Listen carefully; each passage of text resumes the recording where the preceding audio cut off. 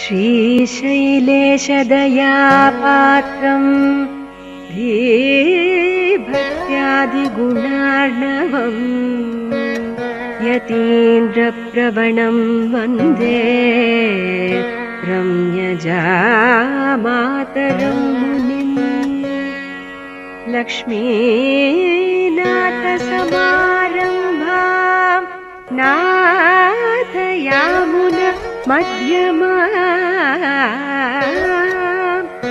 अस्मदाचार्यपर्यन्तां वन्दे गुरुपरम्पराम्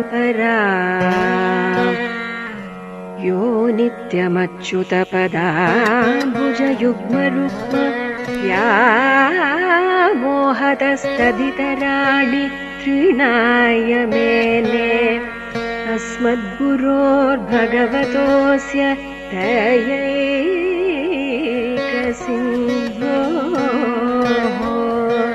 रामानुजस्य चरणौ शरणं प्रपद्ये।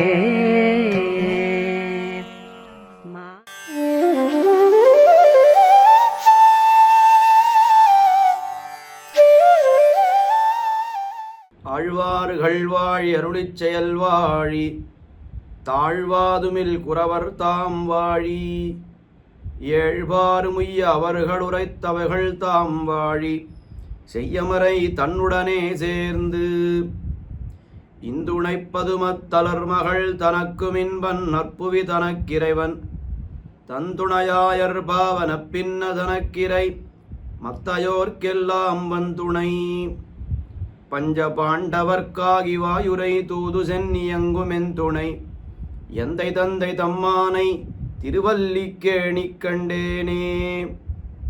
யோ நித்யமச்சுதபதாம்புஜயுக்மருக்ம வியாமோகதஸ்ததிதராணி திருணாய மேனே அஸ்மத்குரோர் பகவதோஸ்ய தயைகசிந்தோः ராமானுஜஸ்ய சரணௌ சரணம் பிரபத்யே.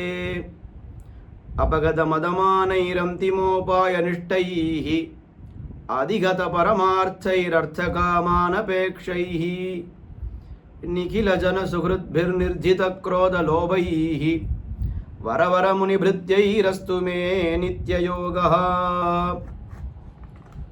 அல்லும் பகலும் அனுபவிப்பார் தங்களுக்குச் சொல்லும் பொருளும் தொகுத்துரைத்தான் நல்ல மணவாள மாமுனிவன் மாறன்மறைக்கு தனவான் உத்தந்தாதிதான்.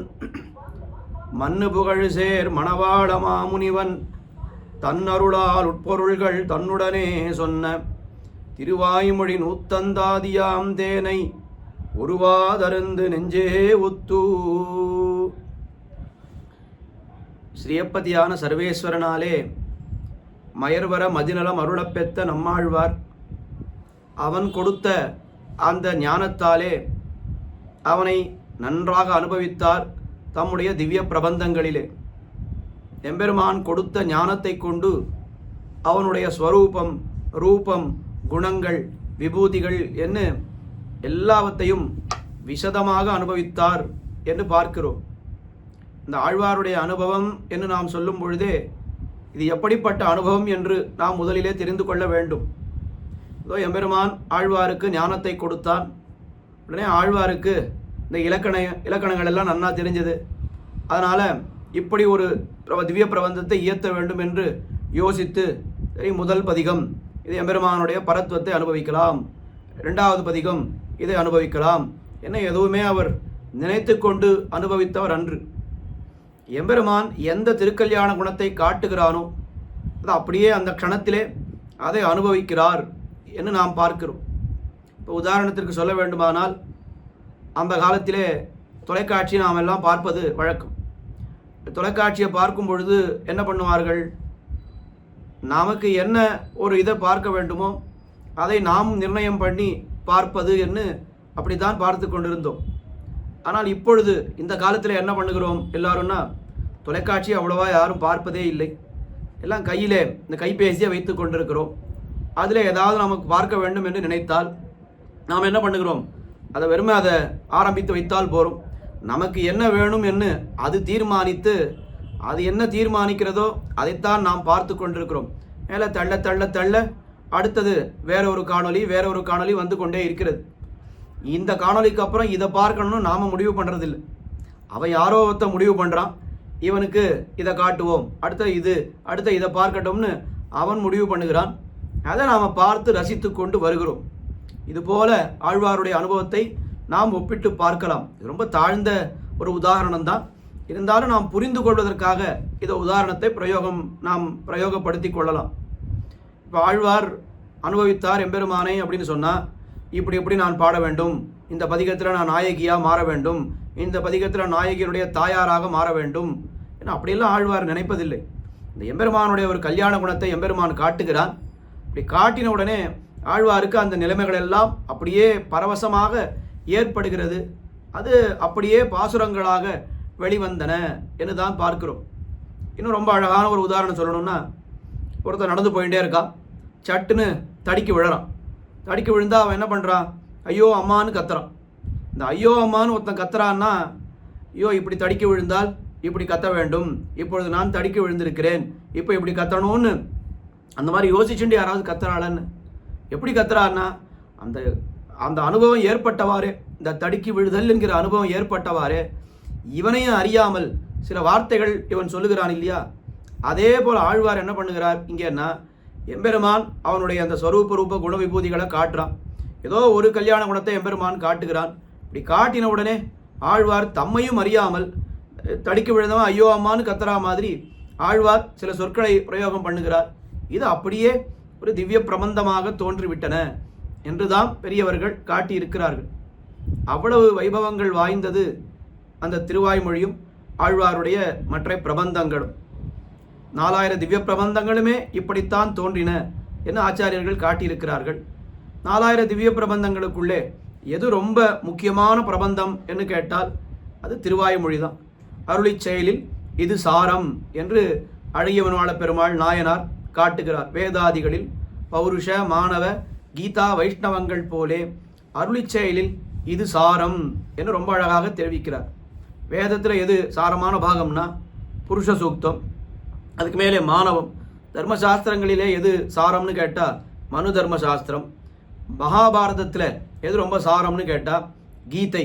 வேதாதிகளில் பௌருஷ மாணவ கீதா வைஷ்ணவம் என்ன புராணங்களிலே எது ரொம்ப உயர்ந்ததுன்னு பார்த்தால் ஸ்ரீ விஷ்ணு புராணம் ரொம்ப உயர்ந்த புராணம். அதுபோலே அருளிச் செயலில் இது சாரம்னு சாதிக்கிறார். அருளிச் செயலில் எது ரொம்ப சாரமான ஒரு திவ்ய பிரபந்தம்னு கேட்டால் நம்மாழ்வார் அருளி செய்த திருவாய்மொழி. என்ன திருவாய்மொழிக்கு உண்டான பெருமையை பல விதமாக பல ஆச்சாரியர்கள் காட்டி இருக்கிறார்கள். அதுவும் திருவாய்மொழின்னா அது மட்டும் நாம் கொள்ள வேண்டாம். இன்னொரு பிரகரணத்திலே அதே அழகியவன்வாள பெருமாள் நாயனார் நம்மாழ்வாருடைய 4 பிரபந்தங்களை 4 வேதங்களாக அதை அப்படியே காட்டி, அதாவது திருவிருத்தம், திருவாசிரியம், பெரிய திருவந்தாதி, திருவாய்மொழி ஆகிய அந்த 4 பிரபந்தங்கள் முறையே ரிக்வேதம், யஜுர்வேதம், அதர்வ வேதம், சாமவேதம் ஆகிய வேதங்களுடைய சாரங்கள் என்ன அதே ரொம்ப அழகாக நாயனார் காட்டியிருக்கிறார். வேத சதுஷ்டய அங்க உபாங்கங்கள் 14 போலே இந்நாளுக்கும் இருந்தமிழ் நூற் புலவர் பனுவல் 6ம் மற்ற எண்மர் நன்மாலைகளும் என்ன ஒரு சூத்திரம். இந்த 14 வித்யாஸ்தானங்கள்னு வேதங்களுக்கு பார்க்கிறோம். 4 வேதங்கள், அதுக்கு மேலே 6 அங்கங்கள், அதுக்கு மேலே 8 உபாங்கங்கள் என்ன 4 வேதங்களுக்கு 6 8 14 அந்த அங்கங்கள் உப்பாங்கங்கள், இந்த வித்யாஸ்தானங்கள்னு சொல்லுவாள். அதுபோல நம்மாழ்வாருடைய 4 திவ்ய பிரபந்தங்கள் அது 4 வேதங்களின் சாரம். அந்த 4 வேதங்களுக்கு எப்படி 6 அங்கங்கள் இருக்கின்றனவோ, 6 அங்கங்கள் சீக்ஷா, வியாக்கரணம், நிருக்தம், சந்தஸ், ஜோதிஷம், கல்பம் என்று 6 அங்கங்கள். அதுபோல திருமங்கியாழ்வார் அருளி செய்த 6 திவ்ய பிரபந்தங்களும் நம்மாழ்வார் அருளி செய்த 4 வேதங்களுக்கு அங்கங்கள். திருமங்கியாழ்வாருடைய 6 திவ்ய பிரபந்தங்கள் அது பெரிய திருமொழி, திருக்குறுந்தாண்டகம், சிறிய திருவழுக்கூத்திரிகை, சிறிய திருமடல், பெரிய திருமடல், திருநெடுந்தாண்டகம் ஆகின்ற இந்த 6 திவ்ய பிரபந்தங்கள். இதில் கூட சட்டுன்னு ஒரு சந்தேகம் எல்லாரும் கேட்பா, அதை நாம் புரிந்து கொள்ள வேண்டும். சுவாமி வேதத்துக்கு சீக்ஷை, வியாக்கரணம், சந்தஸ், நிருக்தம்னு சொல்லியிருக்காளே, அப்போ இந்த 4 வேதம் நம்மாழ்வாருடைய 4 வேதஸ்தானத்தில் இருக்கக்கூடிய பிரபந்தங்களுக்கு இது எது சீக்ஷை, எது வியாக்கரணம், எது சந்தஸ் அப்படின்னு இந்த மாதிரி இந்த ஒன்றுக்கு ஒன்று நேர அந்த மாதிரி கண்டுபிடிக்க முடியுமா அப்படின்னா அப்படி அர்த்தம் கொள்ள வேண்டாம். வேதத்தினுடைய அர்த்தங்களை நாம் புரிந்து கொள்ள வேண்டுமானால் இந்த 6 அங்கங்களோடு சேர்ந்து வேதத்தை நாம் அத்தியனம் பண்ணால்தான் எப்படி அந்த அர்த்தத்தை சரியாக புரிந்து கொள்ள முடியுமோ, அதுபோல நம்மாழ்வாருடைய 4 திவ்ய பிரபந்தங்களை நாம் நன்றாக அதனுடைய அர்த்தங்களை எல்லாம் தெரிந்து கொள்ள வேண்டுமானால் என்ன பண்ணணும்னு கேட்டால் இந்த 6 அங்கங்கள் திருமங்கி ஆழ்வார் அருளி செய்த 6 திவ்ய பிரபந்தங்களோடு சேர்ந்து இந்த வியாக்கியானங்களை எல்லாம் வாசித்தால்தான் இதனுடைய அர்த்தங்கள் நமக்கு சரியாக புரியும்னு அந்த அளவில்தான் நாம் நிறுத்தி கொள்ள வேண்டுமே தவிர இதுக்கு பெரிய திருமொழி சீக்ஷை, இது வியாக்கரணம், திருநந்தாண்டகம் சந்தஸ்ன்னு அப்படி ஒன்னொன்றுக்கு இந்த மாதிரின்னு நம்ம அர்த்தம் கொள்ள வேண்டிய அவசியம் இல்லை. ஆக இதை நாம் தெரிந்து கொள்ள வேண்டும். அப்போ 4 வேதங்களுக்கு 6 அங்கங்கள், அது திருமங்கி ஆழ்வார் அருளி செய்த திவ்ய பிரபந்தங்கள். இதைத்தான் ரொம்ப அழகாக மணவாள மாமுனிகள் மாறன் பணித்த தமிழ்மறைக்கு மங்கையர்கோன் ஆரங்கம் கூற அவதரித்த என்ன அழகிய மணவாள பெருமாள் நாயனார் அதை என்ன காட்டினாரோ அது அப்படியே தம்முடைய உபதேச ரத்னமாலை திவ்ய பிரபந்தத்திலே காட்டினார். அது வியாக்கியானங்கள்லாம் நன்னா நாம் அனுபவித்திருக்கிறோம். அப்படி 6 அங்கங்கள், அதுக்கு மேலே 8 உபாங்கங்கள்னு வேதங்களுக்கு இருக்கின்றன. அது தர்மசாஸ்திரம், அது மேலே அது தர்க்கம், மீமாம்சை அதெல்லாம் வரும். அப்படி அந்த 8 உபாங்கள் என்னென்னா, இப்போ 2 ஆழ்வார்கள் 2, நம்ம ஆழ்வார் திருமங்கி ஆழ்வார் ஆயிடுத்து. அதை தவிர ஆழ்வார்கள் எண்மர் இல்லையா, 10 12 பேர்னு வைத்துக் கொள்ள வேண்டாம். ஆண்டாள் பிராட்டி கோஷ்டியில் சேர்த்துடுவோம். அதுக்கப்புறம் மதுரகவி ஆழ்வாரை அவர் நம்மாழ்வாரோடு அந்த நம்மாழ்வாரை பற்றி அவர் பிரபந்தம் பாடினதுனாலே அந்த 2 ஆழ்வார்களை இந்த 2 பிரபந்தங்களை விட்டு விட்டோமானால் இந்த எண்மர் நன்மாலைகள் என்ன இந்த மற்ற 8 பேர் அவர்கள் அருளி செய்த அந்த திவ்ய பிரபந்தங்கள் இருக்கே இது உப்பாங்கங்கள். இப்போ நம்மாழ்வாருடைய திருவாய்மொழிக்கு உப்பாங்கங்கள் யாவைன்னு கேட்டால் முதல் திருவந்தாதி, 2ஆம் திருவந்தாதி, 3ஆம் திருவந்தாதி, 4முகம் திருவந்தாதி, அதுக்கு மேலே மற்ற பெரியாழ்வார் திருமொழி, நாச்சியார் திருமொழி, பெருமாள் திருமொழின்னு அத்தனை பிரபந்தங்களும் உப்பாங்கங்கள் ஸ்தானம் அப்படி ரொம்ப அழகாக காட்டியிருக்கிறார் இந்த சூத்திரத்தில் அழகிய மணவாள பெருமாள் நாயனார். எதுக்காக இதை சொல்ல வந்தேன் அப்படின்னா, திவ்ய பிரபந்தம் பூர வேதம்தான், ஆனால் திராவிட வேதம், தமிழ் வேதம். ஆனால் அதில் முக்கியமானது எதுன்னு கேட்டால் நம்மாழ்வாருடைய 4 பிரபந்தங்கள். அதே ரொம்ப முக்கியமானது எதுன்னு கேட்டால் திருவாய்மொழி ஆகிற ரொம்ப உயர்ந்த திவ்ய பிரபந்தம். ஏன்னா இதை நாம் தெரிந்து கொள்ள வேண்டும். அப்போது திருவாய்மொழியை படிக்கணும், நான் அர்த்தத்தை தெரிஞ்சுக்கணும்னு சொன்னால் 4ஐயும் சேர்ந்து தான் வாசிக்கணும். அது மட்டும் வாசித்தா போருமா? அங்கங்கள், உப்பாங்கங்கள். இப்போ வேதாத்தியனம் பண்ணுறான் அப்படின்னு சொன்னாக்கா அது ரொம்ப அழகாக சொல்லுவாள். அங்க உப்பாங்க சகித அத்தியனம்னு சொல்லுவாள். வெறுமை வேதத்தை மட்டும் வாசித்தா போகிறவே போகிறது. அந்த சப்தத்தை மட்டும் மனப்பாடம் பண்ணுறதுனால என்ன பிரயோஜனம்? அந்த சப்தத்தினுடைய அர்த்தத்தை தெரிந்து கொள்ளணும். அந்த அர்த்தத்தை தெரிந்து கொண்டு அதில் இருக்கக்கூடிய அனுஷ்டானங்களை எல்லாம் அதில் என்னென்ன சொல்லப்பட்டிருக்கிறதோ அதையெல்லாம் அனுஷ்டித்து காட்ட வேண்டும். அப்போ தான் அந்த அத்தியன ஞான அனுஷ்டானங்களாகிற அத்தியன ஞான அனுஷ்டானங்களாலே பிராமணியம் ஆகிறா போலே என்ன அது நாயனார் இன்னொரு சூத்திரத்தில் ரொம்ப அழகாக காட்டுகிறார். என்ன அர்த்தம் அப்படின்னா, வேதத்தை முதல்ல அத்தியனம் பண்ணணும், மனப்பாடம் பண்ணணும். அதுக்கு மேலே ஞானம், அதனுடைய அர்த்தத்தை தெரிந்து கொள்ள வேண்டும். இந்த அர்த்தத்தை தெரிந்து கொள்றதுன்னா அதுக்கு தான் இந்த 6 அங்கங்கள் தேவை. இந்த அங்கங்கள், உபாங்கங்கள் எல்லாவற்றையும் தெரிந்து கொண்டால்தான் அந்த அர்த்தத்தை நாம் சரியாக நிர்ணயித்து புரிந்து கொள்ள முடியும். அப்போ அதுக்கு மேலே அத்தியன ஞானம். சரி, அர்த்தத்தை தெரிஞ்சுட்டேன், நான் பாட்டி என் காரியத்தை பார்த்துக்கிறேன் அப்படின்னா அது முடியாது. அப்போ வேதத்தில் என்னென்ன யாக யஜ்யங்கள் சொல்லியிருக்கோ அதெல்லாம் இவன் பண்ணணும். அதில் பண்ணி இவனுக்கு என்னென்ன சொர்க்கத்துக்கு ஒருத்தனுக்கு ஆசை வந்ததுன்னா அதுக்குண்டான யாகத்தை பண்ணலாம். இன்னொன்று ஐஸ்வர்ய கைவல்யம் அதில் ஆசை வந்ததானால் அதுக்குண்டானதெல்லாம் பண்ணலாம். அப்படின்னா அதெல்லாம் அந்த அனுஷ்டான பரியந்தமாக அந்த வேதத்தை பிரயோகப்படுத்த வேண்டும். அதுபோல இங்கேயும் என்ன சொன்னா மேலே, அத்தியன ஞான அனுஷ்டானங்களாலே பிராமணியம் ஆகிறா போலே சந்தங்கள் 1000ம் அரிய கத்து வல்லார் ஆனால் வைஷ்ணவத்வ சித்தி. இந்த 1000 திருவாய்மொழி, 1000 திருவாய்மொழின்னா 1000 பாசுரங்கள் கொண்ட இந்த திருவாய்மொழியை அத்தியன ஞான அனுஷ்டானம் அப்படின்னு சொல்கிறா போல அரிய கத்து வல்லார் என்ன அதே மாதிரி 3 விஷயங்கள். முதல்ல நன்னா மனப்பாடம் பண்ணணும். திருவாய்மொழியும் நம்மாழ்வாருடைய பிரபந்தங்கள், திவ்ய பிரபந்தங்கள் எல்லா திருவாய்மொழியை தான் இங்கே முக்கியமாக சொல்லுகிறார். அந்த திருவாய்மொழியை மனப்பாடம் பண்ணணும். அதுக்கு மேலே அதில் இருக்கக்கூடிய அர்த்த விசேஷங்களை எல்லாம் தெரிந்து கொள்ள வேண்டும். அதுக்கு மேலே அதில் இருக்கக்கூடிய என்னென்ன விஷயங்கள் சொல்லியிருக்கோ அதை நடைமுறைப்படுத்த வேண்டும். இப்போ நம்மாழ்வார் கைங்கரியம் வேணும்னு பிரார்த்தித்தார், ஒழிவில் காலத்திலே அப்படின்னு சொன்னால் அது நாம் அதை ஆசைப்படணும். நம்மாழ்வார் பாகவத சேஷத்துவம் அடியவர்களுக்கு ஆட்பட்டிருத்தலை ஆசைப்பட்டிருந்தார்னு சொன்னால் நாமும் அப்படி இருக்க வேண்டும்.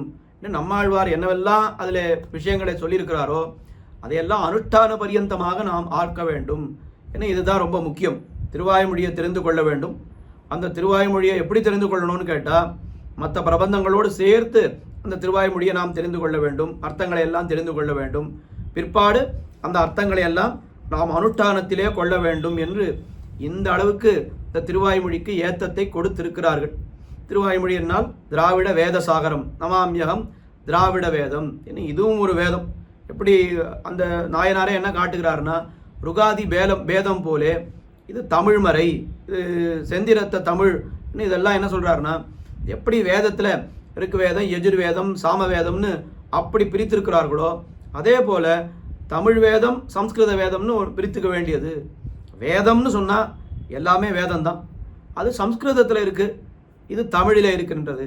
ஏன்னா இதுவும் வேதம் அதுவும் வேதம். ஏன்னா ரொம்ப அழகாக அந்த திருவாய்மொழிக்குண்டான பெருமையெல்லாம் காட்டியிருக்கிறார். அந்த திருவாய்மொழி என்பது நம்மாழ்வாருடைய ஒரு அனுபவம். எம்பெருமான் என்ன கல்யாண குணத்தை எப்பொழுது காட்டுகிறானோ அதை ஆழ்வார் அனுபவித்து அது அந்த அனுபவத்தினால் உண்டாகக்கூடிய ஒரு ஆழ்வாருக்கு ஏற்படக்கூடிய ஒரு நிலைமை. ஒரு கல்யாண குணத்தை பார்த்தால் ஆழ்வார் ரொம்ப சந்தோஷப்படுவார், ஒரு கல்யாண குணத்தை அனுபவித்தால் ஆழ்வார் ரொம்ப துக்கப்படுவார். அந்த துக்கமும் சந்தோஷமும் ஆழ்வாருக்கு மாறி மாறி வந்து கொண்டே இருக்கிறது. தான் ஆழ்வாரை சொல்லும் பொழுது தீர்க்க சிந்தயந்தி அப்படின்னு சொன்னான். சிந்தயந்தி அப்படின்னு ஒரு கோபிகை கிருஷ்ணாவதாரத்தில் அவள் இதில் கோகுலத்தில் இருக்கிறாள், திருவாய்ப்பாடியில் இருக்கிறாள். கண்ணன் குழல் ஊதுறான்னு குழல் ஊதுறேன்னு அவன் அங்கே மாடு மேய்க்க போகிறான். அங்கே குழல் ஊதுகிறான். இந்த கண்ணன் குழல் ஊத ஆரம்பித்தான்னா எல்லாரும் என்ன பண்ணுவான், அங்கே இருக்கிற கோபிகைகள் எல்லாம் அவாவா புறப்பட்டு நேர அவன் குழல் ஊதுற இடத்துக்கு வந்துடுவான். ஆனால் அதே போல் இந்த சிந்தையந்தின்னு இருக்காளே இவளும் புறப்பட்டாள். இவள் புறப்பட்டா என்ன எடுத்து வாசலில் வீட்டு பெரியவாள்லாம் இருந்தாலும் உடனே அவளை தாண்டி போக முடியலையே அப்படின்னு அவன் என்ன பண்ணான், பகவத் அனுபவன்றது ரொம்ப விசேஷ தர்மம். நான் ஆற்று பெரியவாளை தாண்டி போகக்கூடாதுன்னு ரொம்ப சாமானிய தர்மம். அது கூட வேடிக்கையாங்க வாக்கியானங்கள்லாம் சொல்லும் பொழுது சிந்தையந்தியை போலே பகவத் விஷயத்தில் புதியவள்னு சொல்கிறான். ஐயோ சாமானிய தர்மத்தை பார்த்துட்டு யாராவது விசேஷ தர்மத்தை விடுவாளோ, அவள் என்ன பண்ணிட்டா, சிந்தையந்தி வாசலில் பெரியவாள்லாம் இருக்காளேன்னு தாண்டி போக முடியல, வீட்டு உள்ளே இருந்துட்டா. அப்போ இந்த கண்ணன் இருக்கிற இடத்துக்கு போக முடியலையேன்னு அவளுக்கு பெரிய துக்கம் ஏற்பட்டது. அந்த துக்கத்தினாலே அவளுக்கு என்ன ஆயிடுத்து, அவளுடைய அந்த கர்மத்திலே இருந்த பாவங்கள் எல்லாம் அது ஒரு க்ஷணத்திலே தொலைந்து விட்டது, மொத்தம் அழிஞ்சு போயிடுது. அந்த குழல் ஓசையை கேட்டுட்டே இருக்காளே, அதனால் என்ன ஆயிடுத்துன்னா புண்ணியத்தினுடைய பலனை அனுபவித்து விட்டாள். அப்போ புண்ணியம் மொத்தம் தீர்ந்து போயிடுது. புண்ணியம் மொத்தம் ஒரு கணத்தில் தீர்ந்து போயிடுது, பாவம் மொத்தம் ஒரு கணத்தில் தீர்ந்து போயிடுது. அப்போது புண்ணியம் பாவம் ரெண்டும் மொத்தம் தொலைந்ததானால் அடுத்த க்ஷணம் என்ன, இங்கே நாம் இங்கே இருக்கோம் அப்படின்னா அதுக்கு என்ன காரணம், நம்முடைய கர்மம் இன்னும் கொஞ்சம் பாக்கி இருக்குது, அதை அனுபவிப்பதற்காக நாம் இங்கே இருக்கிறோம். அந்த கர்மம் மொத்தம் தொலைஞ்சு போயிடுத்துன்னு சொன்னால் அடுத்த க்ஷணம் மோட்சம் தானே. அதே போல் சிந்தையந்திக்கு என்ன ஆயிடுத்துன்னா அடுத்த க்ஷணம் இந்த புண்ணிய கண்ணனில் இருக்கிற இடத்துக்கு போக முடியலையேன்னு நினைச்சா மொத்த பாவமும் கழிஞ்சு விடுது அந்த வேதனையினால. இந்த புல்லாங்குழல் ஓசையை கேட்டால் மொத்த புண்ணியமும் கழிஞ்சு போயிடுது. இப்போ என்ன ஆயிடுத்து, அடுத்த க்ஷணம் அவள் மோட்சத்துக்கு சென்று விட்டாள், மோட்சத்தை அடைந்து விட்டாள் என்று பார்க்கிறோம். இது சிந்தையந்தியனுடைய கதை. நம்மாழ்வாருக்கு என்ன பேர் வைத்தான்னா சிந்தையந்தின்னு வைக்காமல் தீர்க்க சிந்தையந்தின்னு சொன்ன. நம்மாழ்வாருக்கு எப்படி இருக்குன்னா ஒரு திருவாய்மொழி ரொம்ப சந்தோஷமாக இருப்பார், அடுத்த திருவாய்மொழி ரொம்ப வருத்தமாக இருப்பார், அடுத்த திருவாய்மொழி கொஞ்சம் தேறி கொஞ்சம் சந்தோஷமாவார், மறுபடியும் வருத்தம் மறுபடியும் சந்தோஷம்னு இப்படியே தான் போகும். இப்போ வீத்திருந்தேழுலகம் தனிக்கோள் செல்ல வீவில் சீர் ஆத்தல் மிக்காலும் அம்மானை என்ன போல யாரு போத்தி என்னை கைகளார தொழுது சொல்மாலைகள் ஏத்த நோத்தேற்கு இனி என்ன குறை எழுமையுமே இன்னும் என மாறுள்ளதோ இம்மண்ணின் மிசையேன்னு என்ன போல யாருன்னு சந்தோஷமாக ஆழ்வார் இருப்பார். அடுத்த பதிகமே என்ன ஆயிடும்னு கேட்டால் தீர்ப்பாறை ஆமினி எங்க நான் நாடுதும் என்ன மீர், என்ன இவளுக்கு இவ்வளோ பெரிய நோய் வந்துடுத்தே, இதை யார் போக்குறது, மயங்கி விழுந்துட்டாளே, இவளை எப்படி உணர்த்துறது, இப்படி ஆகிடும். மறுபடியும் அடுத்த திருவாய்மொழி என்ன ஆகும்னா மறுபடியும் ஆழ்வாருக்கு சந்தோஷம், மறுபடியும் துக்கம், மறுபடியும் சந்தோஷம், மறுபடியும் துக்கம்.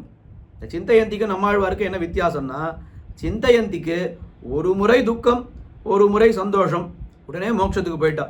ஆனால் நம்மாழ்வாருக்கு 100 திருவாய்மொழியில் ஒரு துக்கம் ஒரு சந்தோஷம் ஒரு துக்கம் ஒரு சந்தோஷம்னு இந்த துக்கம் சந்தோஷம் வருது, அது ஒரு முறை வந்தது சிந்தையந்தி, நம்மாழ்வாருக்கு ரொம்ப தீர்க்கமாக வந்தது, ரொம்ப நெடுகி சென்றது. அதனால நம்மாழ்வாருக்கு என்ன பேர் வைத்தா? தீர்க்க சிந்தையந்தின்னு ஆச்சாரியர் பேர் வைத்தார். அந்த தீர்க்க சிந்தையந்தியான நம்மாழ்வார் அவர் அருளி செய்த திருவாய்மொழிக்கு என்ன பேர் வைத்தார்கள் என்றால் தீர்க்க சரணாகதி அப்படின்னு பேர் வைத்தார். நம்மாழ்வார் திருவாய்மொழி என்பதே சரணாகதி தான், ஆழ்வார் பண்ணக்கூடிய சரணாகதி தான் திருவாய்மொழி. இப்போ உதாரணத்துக்கு சொல்லணும்னு சொன்னால், நோத்த நோன்பில் நம்மாழ்வார் சரணாகதியை ரொம்ப ஸ்பஷ்டமாக அனுஷ்டிக்கிறார். ஆனால் நோத்த நோன்பில் சரணாகதி அனுஷ்டித்து மறுபடியும் ஆறாமுதே என்கிற திருவாய்மொழியில் மறுபடியும் சரணாகதி, மறுபடியும் அதுக்கு மேலே மானையை நோக்கு நல்லீர் அதுலேயும் சரணாகதி, அதுக்கு மேலே பிறந்த வாரும் சரணாகதி, உலகம் உண்ட பெருவாயா சரணாகதி அப்படின்னு. உடனே இங்கே என்ன கேள்வி வருது, சம்பிரதாயத்தில் அர்த்தங்கள் என்ன சொல்லியிருக்காருன்னா, சரணாகதி என்பது ஒரு பலனுக்காக ஒரு முறை தான் பண்ணணும், சகிருதேவ பிரபன்னாய ஒரு முறை தான் பண்ணணும். சுவாமி நம்மெல்லாம் ஒரு முறை தான் பண்ணணும்னு சொல்லியிருக்கா. ஆனால் நம்மாழ்வார் பாரும் 7ஆம் திருவாய்மொழியில், 8ஆம் திருவாய்மொழியில், 9ஆம் திருவாய்மொழியில், 10ஆம் திருவாய்மொழியில் இன்னும் நிறைய இடத்துல சரணாகதி பண்ணிட்டே போகிறாரு. 7, 8, 10 சரணாகதிக்கு மேலே ஆழ்வார் பண்ணிட்டாரு. அப்போ ஆழ்வாருக்கு ஒரு விதி, நமக்கு ஒரு விதியா அப்படின்னு கேள்வி வரும். உடனே அங்கே என்ன சமாதானம் சொல்லுவா, ஆழ்வார் 10 முறையெல்லாம் சரணாகதி பண்ணலை, ஆழ்வாரும் ஒரு முறை தான் சரணாகதி பண்ணார். சுவாமி ஆழ்வார் ஒரு முறை தான் பண்ணார்னு சொல்கிறீர், ஒரு பதிகமும் மாறி மாறி பண்ணிட்டே இருக்காரு அப்படின்னா, இல்லை ஆழ்வார் பண்ணினது ஒரே ஒரு சரணாகதி தான். எங்கன்னா, பொய் நின்ன ஞானமும் பொல்லா ஒழுக்கும் அழுக்குடம்பும் இன்னின்ன நீர்மை இனி யா முறாமைன்னு சொன்னாரே, அப்படி அங்கே ஆரம்பித்த சரணாகதி கடைசியில் பெத்தினி போக்குவனோ அவா வர சூழ்ந்தாயே வரைக்கும் ஒரே சரணாகதி தான். அதான் நடுவில் இது ஒரு சரணாகதி அது ஒரு சரணாகதின்னு பிரிக்கவே முடியாது. அப்போ இந்த திருவாய்மொழி தீர்க்க சரணாகதின்னு சொன்னால், பொய்ன ஞானம்னு வச்சுண்டா 4 பிரபந்தங்களுமே ஒரே சரணாகதி, திருவாய்மொழின்னு மட்டும் வச்சுண்டா உயர்வர உயர்நலம் அப்படின்னு ஆரம்பித்து அந்த முதல் பாசுரத்திலிருந்து அவா வர சூழ்ந்தாயே அது வரைக்கும் சரணாகதி தான். அங்கங்கே நமக்கு ஸ்பஷ்டமாக தெரியறது, அங்கங்கே நமக்கு ஸ்பஷ்டமாக தெரியல. ஆனால் ஆழ்வாருடைய அபிப்பிராயம் எம்பெருமானுடைய திருவடிகளிலே அவர் பண்ணுகின்ற சரணாகதி தான் திருவாய்மொழி.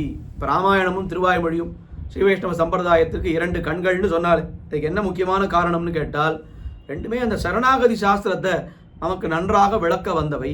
இப்போ ராமாயணமும் திருவாய்மொழியும் இல்லைன்னு சொன்னால் இந்த சரணாகதியை பற்றி நாம் எங்கே தெரிஞ்சு கொள்வது? ஸ்ரீபாஷ்யத்தில் தெரிஞ்சுக்கலாமான்னு சொன்னால், ஸ்ரீபாஷ்யத்தில் சரணாகதியை பற்றி எதுவுமே கிடையாது, பிரபத்தியை பற்றி கிடையாது, எல்லாம் அங்கே பக்தி யோகம் அப்படி தான். ஸ்ரீபாஷ்யத்தில் கைங்கரியம்ன்று ஏதாவது நம்மாழ்வார் ஏதாவது எம்பெருமானார் சாதித்திருக்கிறாரா அப்படின்னா கைங்கரியத்தை பற்றி ஒன்றுமே இல்லை. அங்கே பகவானை போய் அடைதல், பக்தி யோகம் பண்ணி பகவானை அடைதல் தான் ஸ்ரீபாஷ்யத்திலே இருக்குது, பிரம்மசூத்திரத்திலே இருக்கே தவிர சரணாகதியை பற்றி பிரம்மசூத்திரத்தில் கிடையாது, கைங்கரியத்தை பற்றி அதில் கிடையாது. இதெல்லாம் எங்கே எம்பெருமானார் சாதித்திருக்கிறார்? எல்லாம் கத்தியத்திரயத்தை எல்லாம் சாதித்திருக்கிறார். அப்போ அதற்கு உண்டான வித்தியாசங்களை ரொம்ப அழகாக அந்த பிரகரணங்களில் காட்டுவார். அப்போ இங்கே என்ன இருக்குது, நம்மாழ்வாருடைய சரணாகதி, அதுக்கு மேலே அவர் ஆசைப்படுகின்ற கைங்கரியம், அந்த கைங்கரியத்தை பெற்று மோட்சத்தை அடைந்து அந்த கைங்கரியத்தை பெற்று ஆழ்வார் திருவாய்மொழியை தலை கட்டினார் அப்படின்னு பார்க்கிறோமே. இது என்ன விஷயம்னா, இது பூரா பரிபூர்ணமான சரணாகதி. அப்போ நம்மாழ்வார் அனுஷ்டித்த சரணாகதி தீர்க்க சரணாகதி தான் இந்த திருவாய்மொழி என்று இந்த திருவாய்மொழியுடைய பெருமையை பார்க்கிறோம்.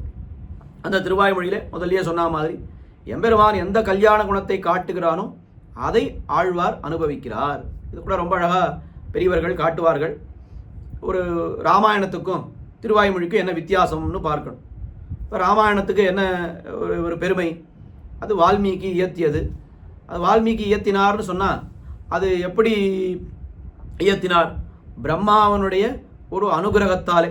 அவர் ஏதோ போயிட்டு இருந்தார், அந்த வேடனை வெய்யறதுக்காக அவர் ஒரு வார்த்தையை சொன்னார், அது ஸ்லோகமாக வந்து விழுந்தது. உடனே எல்லாரும் பார்த்தா, இந்த மாதிரி ஒரு இது நாங்கள் கேள்விப்பட்டதே இல்லையே, சரியாக இருக்கே, இது 8 அக்ஷரமாக ஸ்லோகம் மாதிரி இருக்கே அப்படின்னு, இது மாதிரி எப்படி வந்ததுன்னு அவருக்கே வால்மீகிக்கே தெரியல. உடனே பிரம்மா அவரை பார்க்க வரார். நீர் என்ன பண்ணீர்னா ராமனுடைய சரித்திரத்தை இதே போல் நீர் பண்ண வேண்டும் என்ன பிரம்மா அவருக்கு சொல்கிறார். உடனே வால்மீகி எனக்கு ஒன்றுமே தெரியாதே, ராமனுடைய சரித்திரத்தை பற்றி எனக்கு என்ன தெரியும் அப்படின்னு அவர் சொல்ல, எல்லாம் கவலைப்படாதீர், நான் உமக்கு ஒரு அனுகிரகம் பண்ணுறேன். அந்த அனுகிரகத்தினால நமக்கு என்ன ஆகும்னா, அசிதம் பாஷிதம் செய்வ கதிரியாயச்ச சேஷ்டிதம் தத் சர்வம் தர்மவீரியேன யதாவத்து சம்பிரபஷ்யதி. ராமன் எங்கே நடந்தான், எங்கே போனான், என்ன பேசினான் என்னென்ன சேஷ்டிதங்கள் எல்லாம் பண்ணினான் எல்லாவற்றையும் நீர் நன்றாக பார்க்கும்படியாக நான் ஒரு அனுகிரகத்தை பண்ணுகிறேன். அந்த அனுகிரகத்தை கொண்டு நீர் ராமாயணத்தை பண்ணும், ராமனுடைய கதையை நீர் ஒரு காவியமாக எழுதும்னு சொன்னோம். உடனே அவரும் என்ன பண்ணார், வால்மீகி அயோத்தியின்னு ஒரு நகரம் இருந்தது, அதில் தசரதன் ஒரு ராஜா இருந்தார், அவனுக்கு 3 மனைவிகள், ரொம்ப நாளாக அவனுக்கு குழந்தை இல்லை. உடனே யாகம் பண்ணா, ராமன் பரத லக்ஷ்மண சத்ருகுணர் 4 பேரும் பிறந்தான்னு அப்படி கதையாக எழுதின்னு போனார். முதல்லேருந்து ஆரம்பித்து கதை. ஆனால் ஆழ்வார்கள் எம்பெருமானை அனுபவித்தார்களே, இதெல்லாம் எப்படி அனுபவித்தார்கள்? ஏதாவது ஒரு ஆணுபூர்வி வரிசையாக ராமன் பிறந்தது, காட்டுக்கு போனது, கல்யாணம் பண்ணிட்டது, காட்டுக்கு போனதுன்னு அந்த மாதிரி ஒரு ஆணுபூர்வி உண்டா அப்படின்னா, கிரமம் உண்டான்னா கிரமமெல்லாம் கிடையாது. திடீர்னு ராவணனை கொன்றான், அதை அனுபவிப்பார். அதுக்கு திடீர்னு தாட்டகையை வதம் பண்ணினார்னு சொல்லும். சாமி இது முதல்ல சொல்லணும், அது அப்புறம் சொல்லணுமே, ஏன் இப்படி ஆழ்வார் மாற்றி மாற்றி சொல்கிறாருன்னா, ஆழ்வாருக்கு எம்பெருமான் அந்த க்ஷணத்திலே எந்த சரித்திரத்தை காட்டினானோ அதை அப்படியே ஆழ்வார் அனுபவிக்கிறார், அவ்வளோதானே தவிர இப்படி வரிசையாகத்தான் போகணும்னு ஒரு நியமம் கிடையாது. வரிசையாக ஒரே ஒரு பதிகம், குலசேகர ஆழ்வார் அருளி செய்த அங்க நெடுமதில் புடசூழ் என்கிற பதிகம் இருக்கே, அது மட்டும் அயோத்தி என்னும் அணிநகர துலகனைத்தும் விளக்கும் சோதி வெங்கதிரோன் குலத்துக்கோர் விளக்காய் தோன்றி விண்முழுது முயக்கொண்ட வீரன் தன்னைன்னு அந்த ஒரு 10 பாசுரத்தில் மட்டும் ராமாயண கதையை வரிசையா கதாபாகம் அந்த ஆணுபூர்வியோடு ஆழ்வார் அருளி செய்கிறார். ஆனால் மற்ற இடங்கள்லாம் அப்படி கிடையாது. நம்ம ஆழ்வாருடைய குறவையாட்சியரோடு கோத்ததும் அப்படின்னு ஒரு திருவாய்மொழி, இந்த கிருஷ்ணானுபவத்தை முழுக்க அவர் பண்ணுறேன்னு ஆரம்பிக்கிறார். முதல்ல கிருஷ்ணானுபவம் பண்ணணும்னா முதல்ல என்ன ஆரம்பிக்கணும்? முதல்ல கண்ணன் பிறந்ததை சொல்லணும். ஆனால் அதை சொல்லவே இல்லை. என்ன பண்ணார்? குறவையாட்சியரோடு கோத்ததும் குன்ன முன்னே ஏந்தியதும். இந்த குறவையாட்சியரோடு கோத்தது அது எந்த வயசில், குன்ன முன்னே ஏந்தியது எந்த வயசில், அதுக்கு முன்னாடி எவ்வளவு சரித்திரங்கள் பண்ணியிருக்கா. ஒரு பூத்தனை என்ன, சகடாசுரன் என்ன, எத்தனை அசுரர்கள் எல்லாம் பண்ணி கடைசியில் தானே இதெல்லாம் பண்ணினது. முதல்ல அதை அனுபவிக்காமல் ஆழ்வார் என்ன பண்ணுகிறார்? குறவையாட்சியரோடு கோத்ததும் குன்னமுன் நேந்தியதும் உறவு நீர் பொய்க நாகங்காய்ந்ததும் இதெல்லாம் முதல்ல அனுபவிச்சு விடுறார். 5-6 பாட்டு கழித்து வேண்டித்தேவர் இறக்க வந்து பிறந்ததும். ஐயோ, இந்த பாட்டென்னா முன்னாடி இருக்கணும். முதல்ல இந்த பதிகம் எப்படி ஆரம்பித்திருக்கணும்னா, வேண்டித்தேவர் இறக்க வந்து பிறந்ததும்னு தானே இந்த பதிகம் ஆரம்பிக்கணும். பிறந்ததுலேருந்து தானே சொல்லணும். அப்படின்னா அந்த மாதிரி நிர்பந்தம் ஆழ்வார் வைத்து கொள்ளவே இல்லை. எம்பெருமான் அந்த எந்தெந்த க்ஷணத்திலே எந்தெந்த சரித்திரத்தை காட்டுகிறானோ அதை அப்படியே அனுபவிக்க வேண்டியது தான் ஆழ்வாருடைய காரியமே தவிர இது வரிசையாக இருக்கா இதுவாக இருக்கா அப்படின்னு கிடையாது. ராமாயணத்துக்கும் திருவாய்மொழிக்கும் என்ன வித்தியாசம்னா, ஒரு பிரம்மாவினுடைய அனுகிரகத்தினாலே ஏற்பட்டது ராமாயணம். ஆனால் இந்த திருவாய்மொழி என்பது எப்படி? பிரம்மாவுக்கெல்லாம் பிதாவான பிரம்மாவை படைத்தவனான சர்வேஸ்வரனான எம்பெருமான் அளித்த மயர்வர மதிநலத்தினாலே ஆழ்வார் இதையெல்லாம் பாடுகிறார். அப்போ பிரம்மா ஒரு க்ஷேத்திரஜன், அவனுடைய ஞானம் ரொம்ப குறைவாத்தான் இருக்கும், அவனுடைய அனுகிரகம் என்பது ரொம்ப குறைவாத்தான் இருக்கும். அதனால் அவர் அப்படி சொல்லிட்டு போனார். எம்பெருமான் எப்படின்னா சர்வேஸ்வரன், அவன் கொடுத்த ஒரு அனுகிரகம்னு சொன்னால் அதுக்கு எல்லையே கிடையாது. இந்த மயர்வர மதிநலம், மயர்வு அஜ்ஞானம் தொலையும்படியாக மதிநலம்னா என்ன அர்த்தம்? அது 2 விதமாக சொல்கிறான். பக்தியும் ஞானமும் சேர்ந்து கொடுத்தான்னு, இல்லை பக்தி ரூபா பண்ண ஞானம், பக்தியாக பரிணமிக்கக்கூடிய ஞானத்தை எம்பெருமான் கொடுத்தான் என்று 2 விதமாகவும் அதை பார்க்கிறோம். அப்படி எம்பெருமான் கொடுத்த மயர்வர மதிநலத்தினாலே ஆழ்வார் இப்படி அனுபவிக்கிறார்னு சொன்னால், ராமாயணத்தில் இல்லாததையும் ஆழ்வார் சொல்லுவார், ராமாயணத்தில் இருக்கிறதையும் ஆழ்வார் சொல்லாமல் விடுவார். இப்போ உதாரணத்துக்கு சபரி நன்றாக ராமனை பூஜித்தாள், எந்த ஆழ்வாராவது அதை பாடியிருக்காரான்னா எந்த ஆழ்வாரும் அதை பாடவே இல்லை. அகல்யைக்கு சாப விமோசனம் கொடுத்தால் அதை யாராவது பாடியிருக்காளா ஆழ்வார்கள்? யாரும் பாடலை. ஏன் சுவாமி ஆழ்வார் பாடலை அப்படின்னா, பெருமான அதை காட்டலை, அந்த சரித்திரத்தை ஆழ்வாருக்கு காட்டலை, அதனால் ஆழ்வார் பாடவில்லை. வால்மீகி சொல்லாத சில விஷயங்களை ஆழ்வார் தெரிவித்திருக்கிறார். இப்போ அந்த கூனே சிதைய உண்டவில் நிறத்தில் தெரித்தாய் கோவிந்தா என்ன, அது ஆழ்வார் வால்மீகி ராமாயணத்தில் இல்லை, ஆனால் ஆழ்வார் அதை தெரிவிக்கிறார். மல்லிகை மாலை கொண்டு அங்கு ஆர்த்ததுமோர் அடையாளம்னு, இந்த ராமனுக்கும் சீதைக்கும் ஒரு ஊடல் ஏற்பட்டு ஒரு மல்லிகை மாலையாலே சீதை ராமனை கட்டிவிட்டாள் அப்படின்ற ஒரு சரித்திரம் இது வால்மீகி ராமாயணத்தில் இருக்காருன்னா வால்மீகி ராமாயணத்தில் இல்லை, ஆனால் ஆழ்வார் அதை தெரிவித்திருக்கிறார். இனி இப்படி வால்மீகி ராமாயணத்தில் இருக்கிறத ஆழ்வார் சொல்லாமல் இருப்பார். வால்மீகி ராமாயணத்தில் இல்லாததை ஆழ்வார் சொல்லுவார். இனி இதுதான் எம்பெருமான, அதாவது பிரம்மாவாலே அந்த அனுகிரகம் பெற்று வால்மீகி இயற்றிய ராமாயணத்துக்கும் எம்பெருமானாலே மயர்வர மதிநலம் அருளப் பெற்ற நம்மாழ்வார் அருளி செய்த திருவாய்மொழிக்கும் அவ்வளவு வித்தியாசங்கள் இருக்கின்றன. இப்போ ராமாயணமும் திருவாய்மொழியும் நம்முடைய சம்பிரதாயத்துக்கு 2 கண்கள்னு சொன்னால் ரொம்ப உயர்ந்தது எதுன்னு கேட்டால் திருவாய்மொழி என்ன ரொம்ப சுலபமாக நாம் சொல்லிவிடலாம். அப்படி இந்த திருவாய்மொழியினுடைய அர்த்த விசேஷங்களை எல்லாம் ஒவ்வொரு ஸ்ரீ வைஷ்ணவன், நாம் ஸ்ரீ வைஷ்ணவன் சொல்லிண்டா நமக்கு முக்கியமான கர்த்தவியம் என்னன்னா, அத்தியன ஞானானுஷ்டானங்களாலே பிராமணியம் ஆகிறா போலே சந்தங்கள் 1000 அரியக்கத்து வல்லாரானால் வைஷ்ணவத்வ சித்தி. நான் ஸ்ரீ வைஷ்ணவன் நான் சொல்லிக்கலாம், அதை யாரும் தடுக்க முடியாது. உண்மையாகவே நமக்கு அந்த வைஷ்ணவத்துவம் இருக்கான்னு நாம் சோதித்து பார்க்கணும்னு சொன்னால் என்ன பண்ணியிருக்கணும்? முதல்ல திருவாய்மொழியை நன்னா மனப்பாடமாக கற்றுக்கணும். அதுக்கு மேலே அதில் இருக்கக்கூடிய அர்த்த விசேஷங்களை எல்லாம் தெரிந்து கொள்ள வேண்டும். அந்த அர்த்த விசேஷங்களின் படி நம்முடைய வாழ்க்கையை நடைமுறைப்படுத்தி கொள்ள வேண்டும். அப்படி இது 3 பண்ணாதான் அந்த வைஷ்ணவத்துவ சித்தி என்பது நமக்கு ஏற்படும். வெளி வேஷத்துக்கு வைஷ்ணவனாக இருக்கலாம், ஆனால் உள்ளுக்குள்ளே வைஷ்ணவனாக இருக்குமா அப்படின்னா இதெல்லாம் நீ பண்ணியிருக்கீரா அப்படின்னு ஏதோ இன்னொருத்தருக்கு போய் நாம் கேட்க வேண்டாம். சுவாமி நம்மாழ்வார் பண்ணியிருக்கக்கூடிய அந்த அர்த்தங்கள்லாம் அதுபடி நீர் நடக்கலையே அப்படின்னு இன்னொருத்தரை போய் நாம் கேட்கறதுக்காக இதை சொல்லலை. நம்மை நாமே பரிசோதித்துக் கொள்வதற்காகத்தான் இந்த விஷயங்கள்லாம் தெரிவித்திருக்கிறார்கள். நாம் போய் இன்னொருத்தரை போய் சுவாமி ஸ்ரீவசன புராணத்தில் இவ்வளோ சொல்லியிருக்கேன், இதெல்லாம் உமக்கு இல்லையே அப்படின்னு அது கேட்கறதுக்காக ஆச்சாரியால் பண்ணி வச்சிருக்கா? அதுக்காக இல்லை, நம்மை நாமே பரிசோதித்து பார்ப்பதற்காக செல்ஃப் டெஸ்ட்னு சொல்கிறாள். நாமே டெஸ்ட் பண்ணிக்கிறதுக்காகத்தான் இந்த கிரந்தங்கள்லாம் ஏற்பட்டிருக்கே தவிர இது தெரிஞ்சுட்டு நம்ம இன்னொருத்தனை போய் கேட்டோம்னா அப்போ நாம் அதை நடைமுறைப்படுத்தலைன்றது அங்கேயே நாம் விழுந்து விடுவோம். அதனால் அந்த திருவாய்மொழியும் அதனுடைய அர்த்த விசேஷங்களை நன்றாக கற்க வேண்டும்.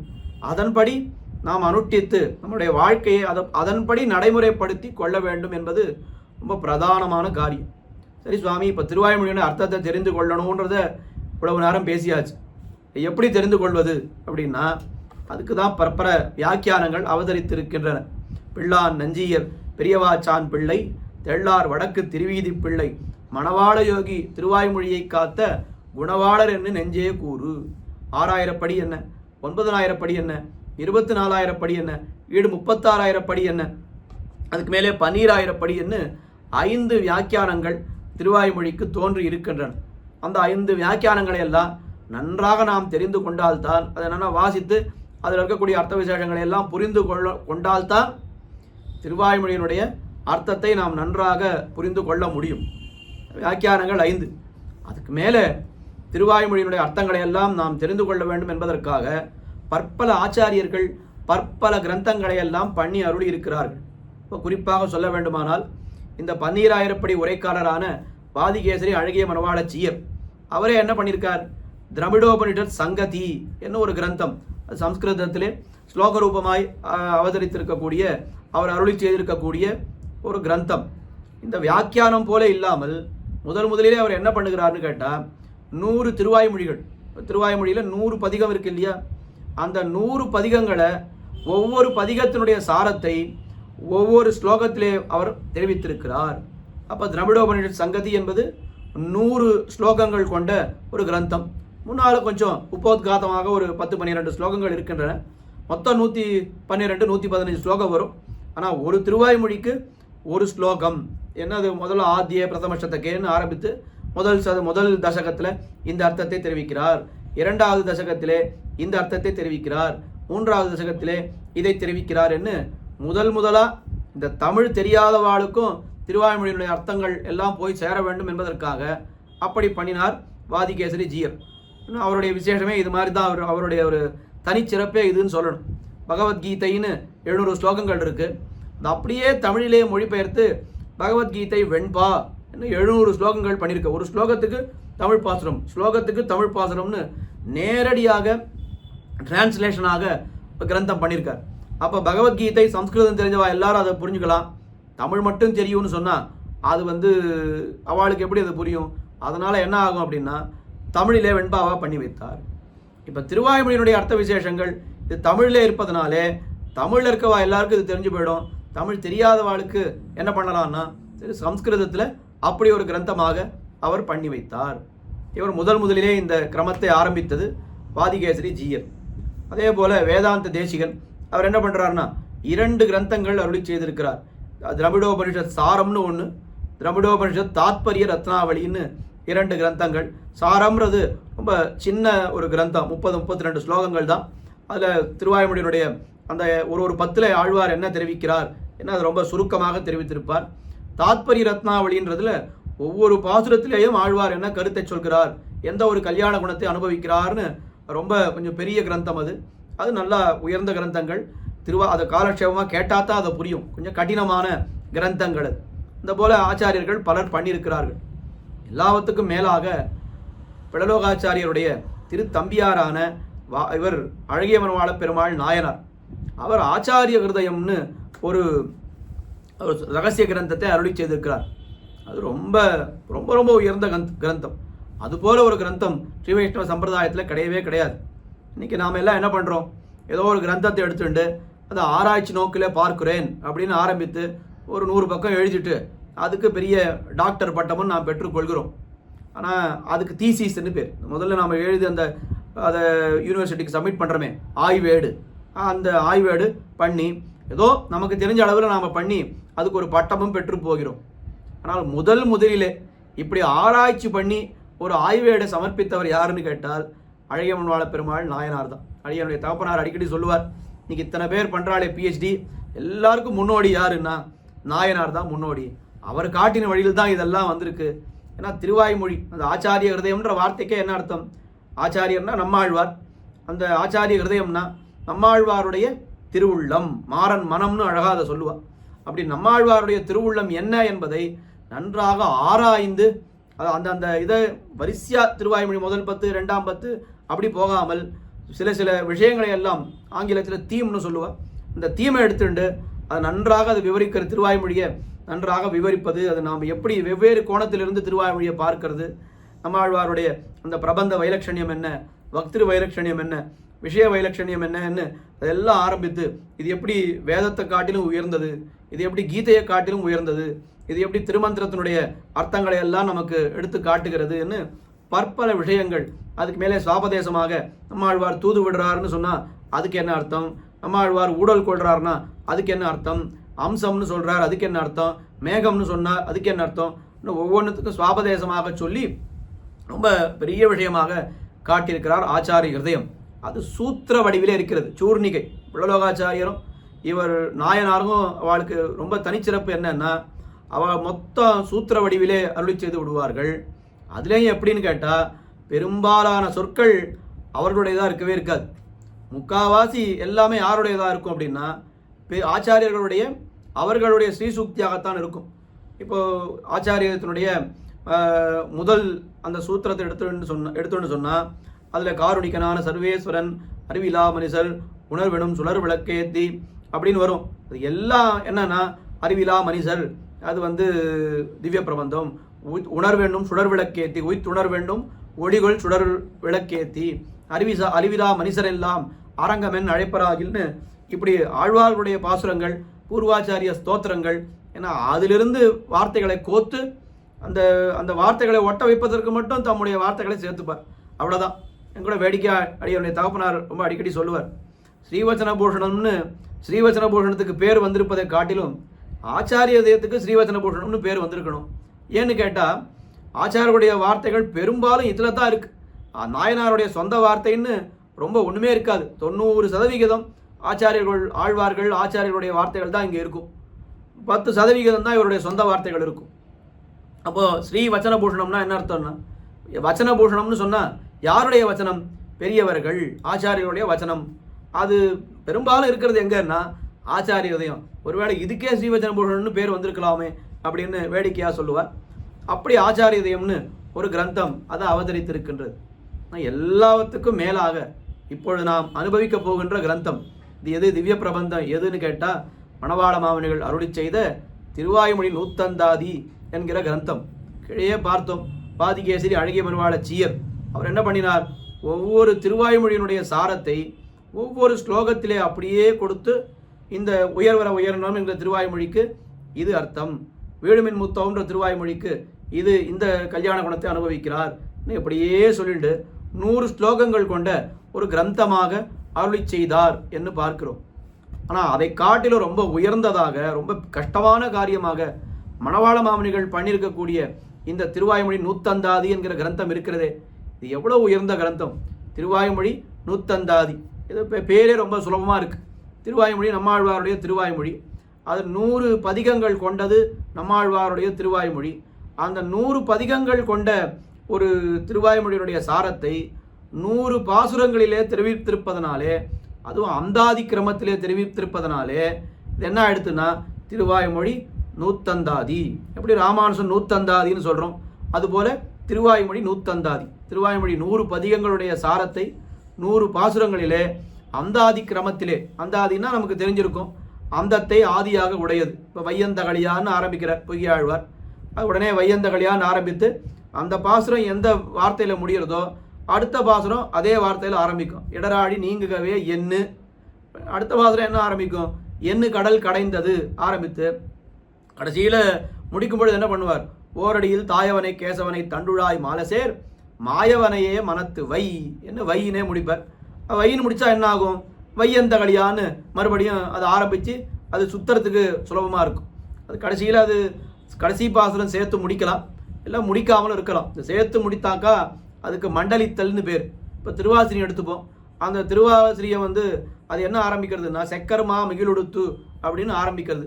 ஆனால் முடியும் பொழுது மறுபடியும் அந்த செக்கர்மா மிகிலுடுத்துன்னு ஆரம்பிக்கிற மாதிரி முடியறதான்னு கேட்டால் ஒரு தெய்வம் மத்துடையமோ யாமே அப்படின்னு முடிச்சு விடுறார் நம்மாழ்வார். அப்போ திருப்பி அது முதல் பாசுரத்தை போய் கனெக்ட் ஆகுமான்னா அங்கே ஆறுது இல்லை. ஏன் ஆகலைன்னா அப்படி ஆனாலும் ஆகலாம், ஆகாமல் இருந்தாலும் அது அந்தாதி தான். அது ஆச்சு அப்படின்னு சொன்னால் முதல் பாசுரத்தோடு மறுபடியும் போய் ஒட்டித்துன்னா அது மண்டலித்தல் அப்படின்னு அர்த்தம். அது ஆகலைன்னாலும் அது மண்டலிக்கவில்லை என்னாலும் அது அந்தாதி தான் என்று பார்க்கிறோம். அப்போ ஆழ்வார்களே 2 கிரமமும் காட்டியிருக்கிறார். மண்டலிக்கின்ற அந்தாதிகளும் ஆழ்வார்கள் அருளி செய்திருக்கிறார்கள், மண்டலிக்காத அந்தாதியும் ஆழ்வார்கள் அருளி செய்திருக்கிறார்கள் என்று பார்க்கிறோம். அப்போ அந்தத்தை ஆதியாக உடையது அது அந்தாதி. இப்போ அந்தாதி தொடையிலே ஆழ்வார், அதாவது மணவாள மாமுனிகள் இந்த திருவாய்மொழி நூத்தந்தாதியை அமைத்திருக்கிறார். அப்போ ரொம்ப மேலிருந்து வாரியான அர்த்தம் என்னென்னா, திருவாய்மொழி 1000 பாசுரங்கள் 100 பதிகங்களுடைய அர்த்தங்களை 100 பாசுரங்களிலே மணவாள மாமுனிகள் தொகுத்து காட்டியிருப்பது தான் இந்த திருவாய்மொழி நூத்தந்தாதி. ரொம்ப மேலிருந்து வாரியாக அதை சொல்லிடலாம். ஆனால் உள்ளுக்குள்ள பற்பல சுவாரஸ்யங்கள் இந்த பாசுர அமைப்பிலே அமைந்திருக்கின்றன. எல்லாம் தெரிந்து கொண்டு தான் நம்ம பாசுரத்துக்குள்ளே போகணும். அது தெரிந்து கொண்டு போனால்தான் இந்த பாசுரத்தில் மணவாள மாமுனிகள் நமக்காக எவ்வளவு பேர் உபகாரத்தை பண்ணியிருக்கிறாருன்னு நம்மால் உபகார ஸ்மிருதியோடு இருக்க முடியும். இந்த திருவாய்மொழி நூத்தந்தாதி ஒரு பதிகத்துக்கு ஒரு பாசுரம் அந்த சாரத்தை தெரிவிக்கிறேன் என்று மணவாள மாமுனிகள் ஆரம்பித்து சங்கல்பம் பண்ணி ஆரம்பித்து இதை பண்ணுகிறார். இதுக்குள்ள எத்தனை நிர்பந்தத்தை அவரே ஏற்படுத்தி வைத்திருக்கிறார் என்று முதல்ல பார்க்க வேண்டும். இப்போ திருவாய்மொழியினுடைய ஒரு பதிகத்தினுடைய சாரத்தை சொல்லணும்னா அதுக்கு எவ்வளவு 11 பாசுரங்கள். ஒரு திருவாய்மொழின்றது 10 பாசுரங்கள், திருநாம பாட்டையும் சேர்த்தா 11 பாசுரங்கள், 99 பதிகங்கள் 11 பாசுரங்கள் கொண்டவை. ஒரே ஒரு பதிகம் மட்டும் கேசவன் தமர் என்கிற பதிகம் மட்டும் 13 பாசுரங்கள் கொண்டவை. அப்போ 1102 பாசுரங்கள் திருவாய்மொழி. இந்த கணக்கெல்லாம் நாம் நிறைய பார்த்துருப்போம். அப்போ ஒரு பதிகத்தினுடைய சாரத்தை ஒரே பாசுரத்தை சொல்லணும்னு முதல்ல ஒரு நியமம். சாரமான விஷயத்தை என்ன பண்ணணும், 4 வரியில் சொல்லணும். 4 வரின்னு முதல்ல சொல்கிறேனே தவிர 4 வரி கிடையாது, 2 வரியில் சொல்லணும். அந்த பதிகத்தினுடைய சாரத்தை 2 வரிகளிலே சொல்ல வேண்டும். ஏன் சுவாமி 2 வரிகள் அப்படின்னு சொன்னால், மேல் 2 வரியில் என்ன சொல்ல போகிறார் அப்படின்னு ஒவ்வொரு பாசுரத்திலேயும் இந்த பதிகத்திலே இந்த அர்த்தத்தை அருளி செய்த நம்மாழ்வார், இந்த நம்மாழ்வாரை என்னுடைய மனமே நீ சேவி, இந்த நம்மாழ்வாரை 10 எம்பெருமானை அடைய வேண்டும் என்று சொன்ன நம்மாழ்வாரை என்னுடைய மனமே நீ போய் அவரை நினை, அவரை அடைவாயாக இனி இப்படி சொல்ல போகிற. அப்போ முதல்ல சொன்னது என்ன, ஒரு பதிகத்தினுடைய சாரத்தை ஒரு பாசுரத்தில் சொல்லணும் அப்படின்னு. அப்படி இல்லை, ஒரு பதிகத்தினுடைய சாரத்தை 2 வரிகள், ரொம்ப அதிகபட்சமாக 2.5-3 வரிக்கு எடுத்துன்னு போவார். ஆனால் பெரும்பாலும் 2 வரிகளில் அந்த பதிகத்தினுடைய சாரத்தை தெரிவித்து விடுவார். மேலே 2 வரிகளாலே நம்மாழ்வாருடைய ஒரு பெருமையை சொல்லி அந்த நம்மாழ்வாரை நீ பற்றுவாயாக என்று தம்முடைய நெஞ்சை பார்த்து சொல்லுவார். நெஞ்சை பார்த்து சொல்கிறாருன்னு சொன்னால் என்ன அர்த்தம், சிஷ்யர்களை பார்த்து சொல்கிறாருன்னு அர்த்தம். நம்ம பார்த்து நீ இந்த மாதிரி நம்மாழ்வாரை போய் நீ சேவிக்க வேண்டும் என்று நம்மை பார்த்து சொல்கிறார் என்ன அப்படி அர்த்தம். அப்போ ஒரு பாசுரத்தில் ஒரு பதிகத்தினுடைய சாரத்தை சொல்லணும், அதில் பாதி பாசுரத்தில் பதிகத்தினுடைய சாரத்தை சொல்லி மீதி பாசுரத்தில் நம்மாழ்வாருடைய பேரை விடாமல் சொல்லணும். அது ஒரு நியமம். 100 பாசுரத்தில் நம்மாழ்வாருடைய பேர் நிச்சயமாக ஒரு பாசுரத்துலேயும் நம்மாழ்வாருடைய மாறன்னு வரும், சடகோப்பன்னு வரும், பராங்குசன்னு வரும், ஏதோ ஒரு பேர் வந்து நம்மாழ்வாருடைய பேர் நிச்சயமாக வரும். அதுக்கு மேலே நம்மாழ்வாரை போய் நீ அடைவாயாக, அவரை தொழுவாயாக, ஏன்னா அது ஒரு உபதேசத்தோடு அது இருக்கும். இதுவே ரொம்ப கஷ்டம்.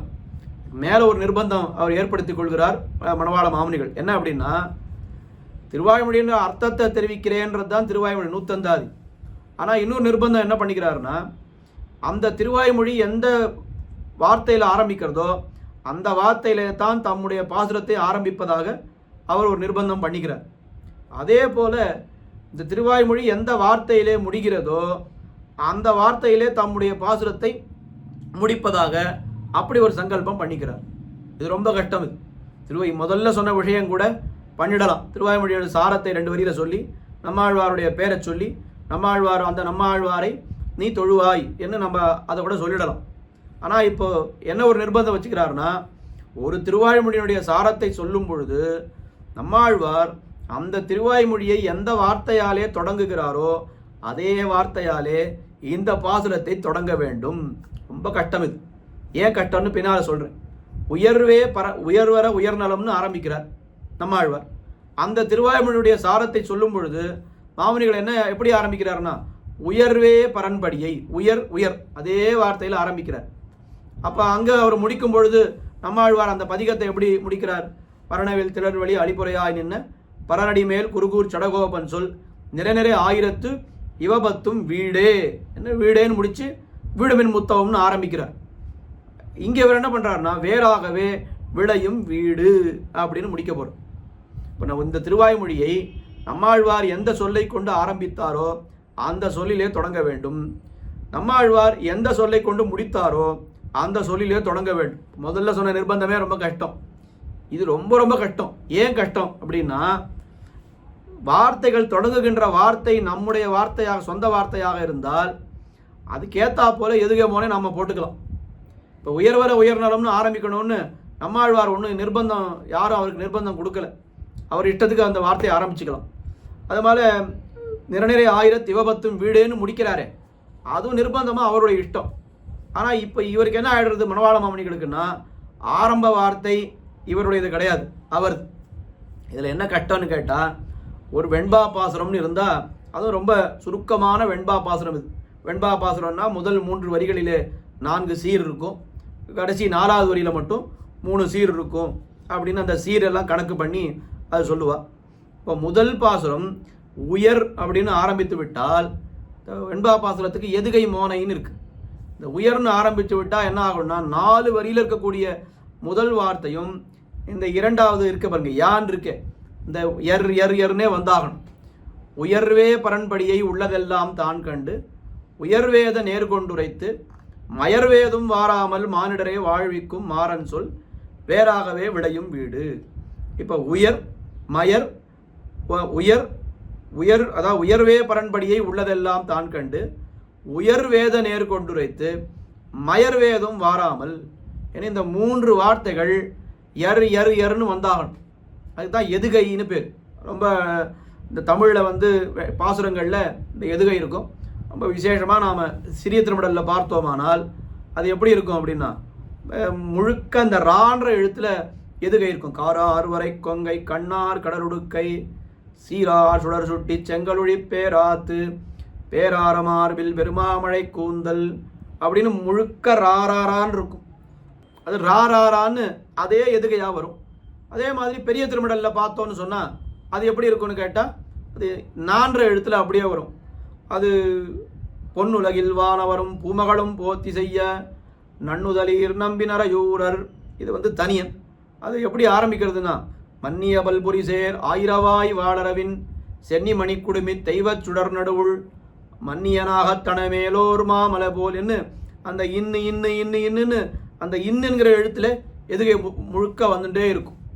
இப்போது இது வந்து என்ன ஆகும் அப்படின்னா, திருமங்கை ஆழ்வார் அருளிச்சிருக்கிறாருன்னா அது இன்னென்ற எழுத்தை அவரே முடிவு பண்ணார்.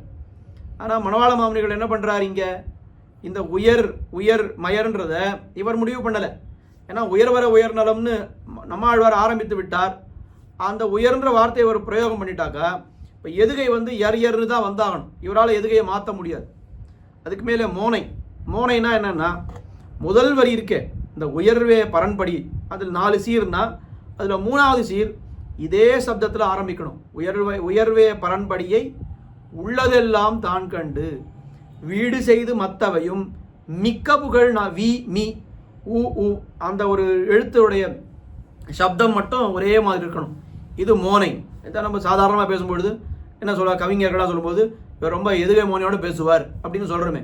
எதுகைனா இந்த வரிக்கு வரி அந்த 2வது எழுத்து ஒரே மாதிரி வரணும், அது எதுகை. மோனைன்னு சொன்னால் முதல் சீரும் 3வது சீரும் ஒரே எழுத்தில் ஒரே மாதிரி சப்தம் இருக்கக்கூடிய எழுத்தில் ஆரம்பிக்கணும். ஏன்னா இது நிர்பந்தம். சாதாரண கவிதை பண்ணுறதே நமக்கு இதெல்லாம் கஷ்டம். இது ஒரு நிர்பந்தமாக உயர்ந்து ஆரம்பித்து விட்டார் நம்மாழ்வார் அப்படின்னு அதனால் நான் உயர்ந்து ஆரம்பிக்கிறேன்னு சொல்லிட்டாக்கா இப்போ எதுகை மோனையெல்லாம் நம்ம கண்ட்ரோல்லையே இல்லை, எல்லாம் அந்த விஷயத்தில் போயிடும். அப்போ எவ்வளோ பாருங்க, நம்ம திருவாய்மொழியுடைய சாரத்தை சொல்லணும், அதில் நம்மாழ்வாருடைய திருநாமம் விடாமல் வரணும். அதுக்கு மேலே அப்படிப்பட்ட நம்மாழ்வாரை போய் நீ சேவி என்று நமக்கு உபதேசம் பண்ணணும். நம்மாழ்வார் ஆரம்பித்த வார்த்தையிலே திருவாய்மொழி 150 பாசுரத்தை ஆரம்பிக்கணும். நம்மாழ்வார் முடித்த சொல்லிலே திருவாய்மொழி வார்த்தையிலே திருவாய்மொழி 150 பாசுரத்தை முடிக்க வேண்டும் என 5 நிர்பந்தம். இது எல்லாமே எப்படி இருக்கணும்னா வெண்பா பாசுரத்திலே இருக்க வேண்டும். வெண்பான்றது தமிழ் இலக்கணங்கள்லேயே சொல்லுவாள். ரொம்ப கஷ்டமான ஒரு பாசுரம் எழுதுறது எதுலன்னா, எழுதுறது ரொம்ப கஷ்டம்னா இந்த வெண்பாவிலே எழுதுறது தான் ரொம்ப கஷ்டம். ஏன்னா ரொம்ப சின்ன விஷயமாச்சு. ரொம்ப சின்ன விஷயத்தில் சின்ன பாசுரத்தில் பெரிய விஷயத்தை சொல்கிறது ரொம்ப கஷ்டம். என்ன கஷ்டம்னா பெரிய விஷயத்தை சின்ன விஷயத்த பெரிய பாசுரத்தில் சொல்லிடலாம். நல்லா எழுத்து அது கண்ணு காது மூக்கெல்லாம் வச்சு நம்ம சொல்லிடலாம். இப்போ சாதாரணமாக எம்பெருமானுடைய ஒரு சாமர்த்தியம்னு சொல்லும்போது என்ன சொல்கிறோம், அவனுடைய சாமர்த்தியம் என்ன பண்ணான், இந்த லோகங்களை எல்லாம் பிரளய காலத்தில் அழிக்கும் பொழுது எல்லாவற்றையும் அழித்து அவன் என்ன பண்ணான், ஒரு சின்ன ஆலை இலை, அந்த ஆலை இலையிலே அவன் சயனித்து கொண்டு அதிலே வயத்திலே ஒரு மூலையிலே இந்த எல்லா லோகங்களையும் வைத்திருந்தான் எம்பெருமான்னு சொல்கிறோம். இப்போ ஆலை இலைன்றது ரொம்ப சின்னதாக இவ்வளவுதான் இருக்கும் ஆலை இலை. அந்த ஆலை இலையில எம்பெருமான் சயனித்து கொண்டிருக்கிறான். அதில் அவனுடைய வயிறு பிரதேசம் எவ்வளோ இருக்கும், அந்த வயத்தில் ஒரு மூலையிலே இந்த எல்லா லோகங்களும் இருந்தன அப்படின்னு சொன்னால் இது எப்படி சுவாமி இவ்வளவு பெரிய லோகத்தை சின்ன வயத்துக்குள்ளே வைக்க முடியும்? ஒரு படி பாத்திரத்தில் 10 படி ஜலத்தை விட முடியுமா? 10 படி பாத்திரத்தில் ஒரு படி ஜலத்தை விட முடியும். இது நம்மாலேயே பண்ண முடியும். ஆனால் எம்பெருமானுடைய சாமர்த்தியம் எப்படின்னா, அவன் தான் அகிடத்த கடனா சாமர்த்தியத்தை உடையவனாச்சே. அதனால் அவன் என்ன பண்ணுறான்னா ஒரு சின்ன பாத்திரத்தில் 10 படி ஜலத்தை விட முடியும். நம்மளால் விட முடியாது, அவனால் விட முடியும். அது மாதிரி சின்ன ஒரு வயத்தில் எல்லா லோகங்களையும் அடக்கி வைத்து கொண்டிருந்தான் அப்படின்னு எம்பெருமானுடைய பெருமையை பார்க்கிறோம். அதுபோல் இந்த திருவாய்மொழியில் என்ன அப்படின்னு கேட்டால், சின்ன பாசுரத்தில் நம்மாழ்வார் அருளி செய்த திருவாய்மொழியினுடைய அத்தனை அர்த்தங்களையும் அவர் பொதித்து வைத்திருக்கிறார். அப்படிங்கிற தகப்பனார் வேடிக்கையாக சொல்லுவார். எப்போ இதை சொன்னாலும் கூடவே ஒரு விஷயத்தை சொல்லிகிட்டே வருவார். அந்த காலத்தில், இது இந்த காலத்து உதாரணம் கிடையாது, அந்த காலத்து உதாரணத்தில் ஆல் இண்டியா சென்னை வானொலி நிலையம், ஆல் இண்டியா ரேடியோ, அதில் மார்கழி மாதத்துக்கு உபன்யாசத்துக்கு கூப்பிடுவாங்க. நித்தியம் திருப்பாவை பற்றி சொல்லணும். அப்படி திருப்பாவை பற்றி சொல்லணும்னா எவ்வளோ நாழி, ஒரு நாளை ஒரு பாசுரத்துக்கு எத்தனை நாழி சொல்லணும் அப்படின்னா முதல்ல சொல்லிடுவாளாம், சார் உங்களுக்கு ஒரு பாசுரத்துக்கு 1.5 நிமிஷம் அவகாசம் கொடுக்குறோம், 1.5 நிமிஷத்துக்குள்ளே ஒரு பாசுரத்தினுடைய அர்த்தத்தை சொல்லிட்டு நீங்கள் போயிடணும் அப்படின்னு சொல்லுவாள். என்ன சார், ஒரு பாசுரத்தை நான் சொல்லி முடிக்கிறதுக்கே 2 நிமிஷம் ஆகுமே, அந்த 2 நிமிஷம் சொல்லி வெறுமை பாசுரத்தை மட்டும் சொல்கிறதுக்கே 2 நிமிஷம் ஆகுமே, அந்த 2 நிமிஷம் அப்படி நான் சொல்லி 1.5 நிமிஷத்துக்குள்ளே பாசுரத்தினுடைய அர்த்தத்தை எப்படி சொல்ல முடியும் அப்படின்னா, அதெல்லாம் எங்களுக்கு தெரியாது, எங்களுக்கு இருக்கிற அவகாசம் 1.5 நிமிஷம் தான், அதுக்குள்ளே உங்களால் சொல்ல முடிஞ்சா சொல்லுங்கோ அப்படின்னு அவள் சொல்லிடுவாள். அப்போ என்ன சொல்லுவார் அப்படின்னா, எனக்கு 1.5 மணி காலம் உபன்யாசம் பண்ண சொல்லுவா, ஒரு இடத்துல 2 மணி காலம் பண்ண சொல்லுவா, அது கூட எனக்கு கஷ்டமாக தெரியல. ஆனால் 1.5 நிமிஷத்தில் திருப்பாவ பாசுரத்தை மார்கழி திங்கள்னு இந்த ஒரு வார்த்தைக்கு அர்த்தம் சொல்லும் பொழுதே 1.5 நிமிஷம் எனக்கு ஆயிடுறது. அந்த 1.5 நிமிஷத்தில் 8 வரியினுடைய அர்த்தத்தை சொல்கிறது தான் எனக்கு ரொம்ப கஷ்டமாக இருக்குது, அதுதான் ரொம்ப கஷ்டம் அப்படின்னு சொல்கிறோம். அப்போது பொதுவாகவே சொல்லும் பொழுது என்ன சொல்கிறோம், பெரிய விஷயம் சின்ன விஷயத்தை ரொம்ப நேரம் பேசுகிறவனை காட்டிலும் பெரிய விஷயத்தை சுருக்கமாக சொல்லி விளங்க வைப்பவன் இருக்கானே அவனுக்கு தான் பெருமை அதிகம்னு சொல்கிறோம் இல்லையா? நல்லா பேசுகிறவாழ்ல கூட இந்த ஒரு விஷயத்தை நாம் சொல்கிறோம். அதுபோல் பெரிய அர்த்தமான திருவாய்மொழியை சின்ன பாசுரத்திலே கொண்டு நுழைத்திருக்கிறார். அந்த அர்த்தங்களை எல்லாம் நழுவாமல் அங்கே மணவாள மாமுனிகள் தெரிவித்திருக்கிறார்னு சொன்னால் இதுதானே அவருடைய பெருமை. இதனால தானே அவருக்கு விசதவாக் சிகாமணிகள் இப்படியெல்லாம் அவருக்கு விருதங்கள் திருப்பெயர்கள்லாம் ஏற்பட்டிருக்குன்னா இதெல்லாம் காரணம். சரி, இவ்வளவும் சொல்லியாச்சு. இதுக்கு மேலே ஒரு விஷயம் இருக்குது. சாமி திருவாய்மொழிய சாரத்தை சொல்லியாச்சு, நம்மாழ்வார் ஆரம்பித்த சொல்லில் முடிச்சாச்சு, நம்மாழ்வார் பேர் விடாமல் பாசுரத்தில் வந்தாச்சு. அதுக்கப்புறம் அந்த நம்மாழ்வாரை நீ போய் துதிப்பா என்று நமக்கு உபதேசம் பண்ணியாச்சு. ஆனால் பாசுரத்தை படித்து பார்க்கும் பொழுது ஒன்றுமே புரியலையே சுவாமி, ரொம்ப கடமுடன் இருக்குது, என்ன எழுத்த சொல்கிறாருன்னே நமக்கு புரியல. இப்போ திருவிருத்தம் எடுத்துப்போம், நல்ல உயர்ந்த திவ்ய பிரபந்தம் தான் திருவிருத்தம். ஆனால் திருவிருத்தத்தை நாம் வெறுமை சொல்லி பார்த்தாக்கா அர்த்தம் நமக்கு புரியுமா? நிச்சயமாக நமக்கு புரியாது. வியாக்கியானத்தை கொண்டு இவ்வளோ கட்டமான வார்த்தைகள்லாம் இருக்குது, வியாக்கியானத்தை கொண்டு பார்த்தா தான் நமக்கு அது புரியும். ஆனால் திருவாய்மொழி நூத்தந்தாதிக்கு அப்படிப்பட்ட ஒரு குறையும் இல்லாமல் இந்த பாசுரம் இவ்வளவு நிர்பந்தத்துக்கு நடுவில் அந்த பாசுரத்தை பண்ணி அதை வெண்பாவிலே பண்ணி அது ரொம்ப எளிமையாக அதை பார்த்தாலே நமக்கு புரியும். ஒரு தடவைக்கு 2 முறை அந்த பாசுரத்தை அனுசந்தித்து பார்த்தால் அர்த்தம் ரொம்ப சுலபமாக புரிஞ்சுடுமே. என்ன கட்டம்? வைகல் திருவன்வண்டூர் வைகுமி ராமனுக்கு, திருவன்வண்டூரில் இருக்கக்கூடிய சக்கரவர்த்தி திருமகனுக்கு என் செய்கதனை புள்ளினங்கால் செப்புமென, நான் இவ்வளோ கஷ்டப்படுறேன், நான் என்னெல்லாம் பண்ணிட்டு இருக்கேன்னு அவனுக்கு போய் சொல்லுங்கள் என்று சில பறவைகளை அழைத்து கை கழிந்த காதலுடன் தூதுவிடும் காரிமாறன் கழலே மேதினியில் நீர் வணங்குமின். என்ன கட்டம் இந்த பாசுரத்தில், என்ன கட்டம் இருக்குது? கொஞ்சம் ஓரளவுக்கு தமிழ் தெரிஞ்சாலே இந்த பாசுரத்தினுடைய அர்த்தத்தை நாம் தெரிந்து கொண்டு விடலாம். ரொம்ப அழகாக ராகம் போட்டு சொன்னால் பாசுரம் வெறுமை அப்படியே நமக்கு வேண்டிய இடத்துல நிறுத்தி இந்த கமாவை வேறு இடத்துல போட்டுட்டா அதுலேயே அர்த்தம் வந்துவிட போகுது. சாதாரணமாக செய்கிறதா இருந்தால் அப்படி செய்வோம். வைகள் திருவன்வண்டூர் வைகுமிராமனுக்கு என் செய்கதனை புள்ளினங்கால் செப்புமென கைகழிந்த காதலுடன் தூதுவிடும் காரிமாறன் கழலே மேதினியீர் நீர் வணங்குமின், இப்படி செவிக்க போகிறோம். இது பாசுரம். இது அர்த்தத்தை புரிஞ்சுக்கணுன்னா வைகல் திருவன்வண்டூர் வைகுமி ராமனுக்கு ஒரு கமா போட்டுண்டு, என் செய்கதனை புள்ளினங்கால் செப்புமென ஒரு கமா போட்டுண்டு, கைகழிந்த காதலுடன் தூதுவிடும் காரிமாறன் கழலே, அந்த கழலை மேதினியில் நீர் வணங்கும். முதல்ல போய் நீங்கள் அந்த நம்மாழ்வாருடைய திருவடிகளை சேவியுங்கோள் அப்படின்னு இவ்வளோதான் அர்த்தம். இது என்ன பெரிய கஷ்டம்? ரொம்ப இவ்வளவு நிர்பந்தத்தை எல்லாம் ஏற்படுத்தி கொண்டு விட்டு அந்த பாசுரத்தினுடைய அர்த்தமும் ரொம்ப சுலபமாக நமக்கு எளிமையாக புரிகிறா போலே அருளி செய்திருக்கிறார்னு சொன்னால் இதுக்கு மேலே மணவாள மாமுனிகளை தவிர இதை யார் இப்படிப்பட்ட கிரந்தத்தை பண்ண முடியும்? இதுக்கு மேலே மணவாள மாமுனிகளுக்கு வேறு என்ன பெருமை நாம் சொல்லிவிட முடியும்?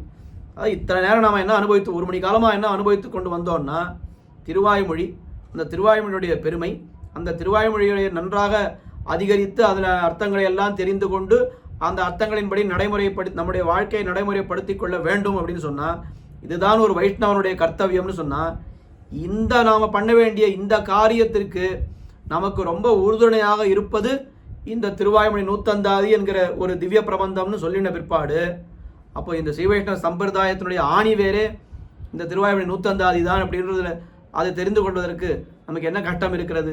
அப்படிப்பட்ட திருவாய்மொழி நூத்தந்தாதியை ஒரு நாளைக்கு 5 பாசுரங்கள் அனுபவிக்க வேண்டும் என்று இங்கே தெரிவித்திருக்கிறார்கள். இதுதான் சொன்னேன். முதல்லயே என்ன சொன்னேன்னா கஷ்டமான விஷயம் எதுன்னு கேட்டால் பெரிய விஷயத்தை சுருக்கமாக சொல்வதுதான் ரொம்ப கஷ்டமான விஷயம். 5 பாசுரங்களை ஒரு நாளைக்கு சொல்லணும் அப்படின்னா அது முடியவே முடியாது, நிச்சயமாக யாராலும் முடியாது. ஆனால் நம்மளால் எவ்வளோ முடியுமோ நமக்கு இருக்கக்கூடிய அவகாசம், அந்த சக்தி, இதுக்கு ஏற்றாறு போல எவ்வளவு அனுபவிக்க முடியுமோ அதை அனுபவிக்கலாம். திருவாய்மொழி நூத்தந்தாதி ரொம்ப சுலபமான கிரந்தம். இன்னொரு விஷயத்தை நாம் இங்கே தெரிந்து கொள்ள வேண்டும். இப்போ திருமந்திரம்னு சொல்கிறோம். திருமந்திரத்தை ஆகையால் இது சகல வேத சாரம் என்ன திருமந்திரத்தை சொல்கிறேன்.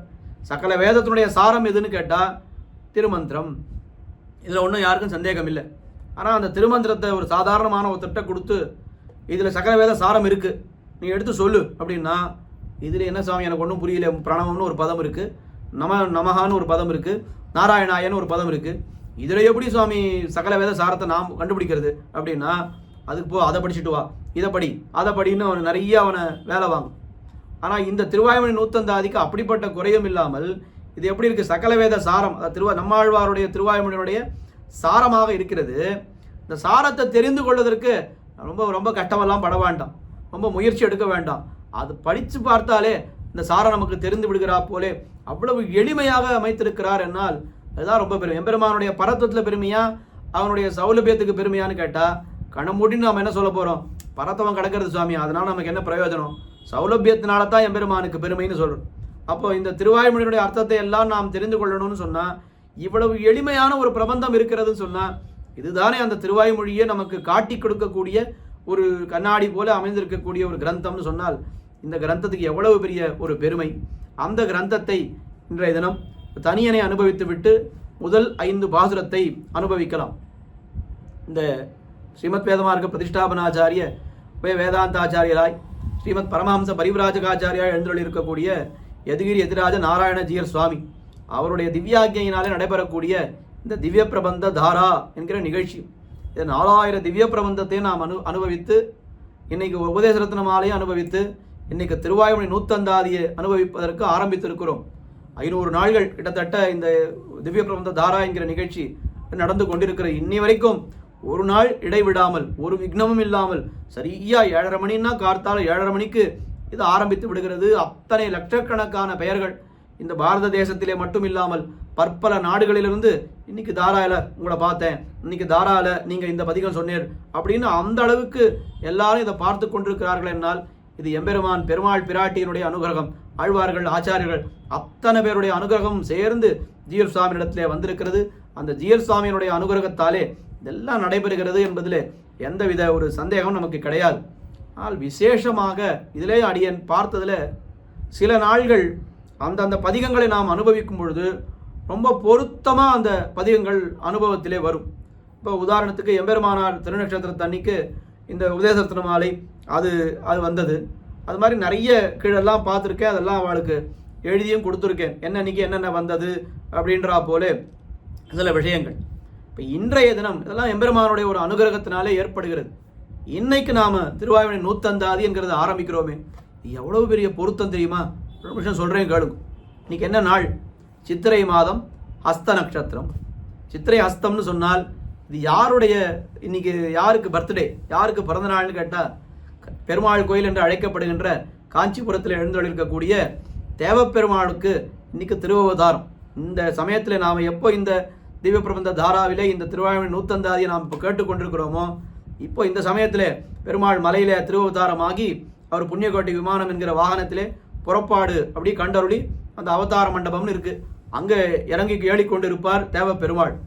தேவப்பெருமாளுடைய ஒரு அவதார தினத்தன்று இந்த திருவாய்மொழி நூத்தந்தாதி என்கிற தீப பிரபந்தத்தை நாம் ஆரம்பிக்கிறோம்னு சொன்னால் இதெல்லாம் எம்பெருமானுடைய ஒரு ஆக்ஞை. இன்னைக்கு இந்த திருவாய்மொழி நூத்தந்தாதி ஆரம்பிக்க போகிறதுன்னு நமக்கு ஆரம்பித்த அன்னைக்கு தெரியுமான்னு இதை கால்குலேட் பண்ணியா நம்ம ஆரம்பித்தோம். அன்னைக்கு 500 நாள் முன்னாடி யாருக்குமே தெரியாது. ஆனால் பெருமாள் இப்படி அமைத்து கொடுக்கிறார், இந்த படி வர வேண்டும், இப்படி வர வேண்டும் என்று எம்பெருமான் அமைத்து கொடுக்கிறான் என்பது இன்றைய தினம் நாம் இந்த அனுபவிக்கக்கூடிய இந்த உபன்யாசமே அதுக்கு ரொம்ப தலையான ஒரு சாட்சி என்று சொல்லலாம். ஏன்னு கேட்குறேன், ஏன்னு சொன்னேன் அப்படின்னா, தேவப்பெருமாள் இருக்காரே அவருக்கு என்ன விசேஷம்? நம்மாழ்வார்னு சொன்னால் தேவப்பெருமாளுக்கு அவ்வளவு பிரீத்தி, தேவப்பெருமாள்னு சொன்னால் நம்மாழ்வாருக்கு அவ்வளவு பிரீத்தி. நம்மாழ்வார் தொடங்கும் பொழுது இன்னின்ன நீர்மை இனியா முறாமை உயிரளிப்பான் என்னின்ன யோனியுமாய் பிறந்தாய் இமையோர் தலைவா என்று தேவப்பெருமாளை குறித்து தான் திருவருத்த முதல் பாசுரத்தையே ஆரம்பிக்கிறார். அதே போல உயர்வர உயர்நலம் உடையவன் எவனவன், மயர்வர மதிநலம் அருளினன் எவனவன், அயர்வரும் அமரர்கள் அதிபதி எவனவன், துயரரு சுடரடி தொழுதழன் மனனேன்னு அமரர்கள் அதிபதி அப்படின்னு தேவப்பெருமாள்னு சொல்லியே திருவாய்மொழியை தொடங்குகிறார். அப்படிப்பட்ட அமரர்கள் அதிபதி துயரரு சுடரடி தொழுதெழு என் மனனே தம்முடைய மனசை பார்த்து அந்த தேவப்பெருமாளை நீ தொழுவாயாகன்னு சொல்லித்தான் திருவாய்மொழியை ஆரம்பிக்கிறார். அதனால் உலகத்தில் எங்கேயும் நாம் சேவிக்க முடியாதபடிக்கு காஞ்சிபுரம் பெருமாள் கோயிலிலே மட்டும் நம்மாழ்வார் எப்படி எழுந்தொழிருக்கிறார்னால் அந்த எல்லா ஊர்லேயும் இப்படி உபதேச முத்திரையோடு எழுந்தொழிருப்பார். ஆனால் காஞ்சிபுரத்திலே மட்டும் இந்த நெஞ்சுக்கு தாம் உபதேசம் பண்ணுகிறா போலே தொழுதெழு என் மனனேன்னு சொன்னாரோ இல்லையோ, அப்படி நெஞ்சுக்கு உபதேசம் பண்ணுகிறா போலே அவருடைய கையை வைத்துக்கொண்டு எழுந்தொழிருப்பார். அந்த நம்மாழ்வார் என்பவர் சாட்சாத் திருமங்கி ஆழ்வாரால் அவர் பிரதிஷ்டை செய்யப்பட்டவர் என்று பார்க்கிறோம்.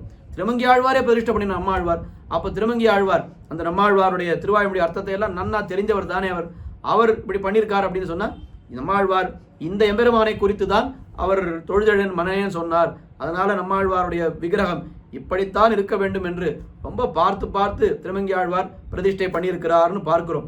அப்படி நம்மாழ்வாருக்கும் தேவப்பெருமாளுக்கும் உண்டான ஒரு சம்பந்தம் சொல்லிக்கொண்டே போகலாம். வேதாந்த தேசிகன் கூட என்ன தெரிவிக்கிறார்னா, பிரதம சதகே வீக்ஷிய வரதம்னு தெரிவிக்கிறார்.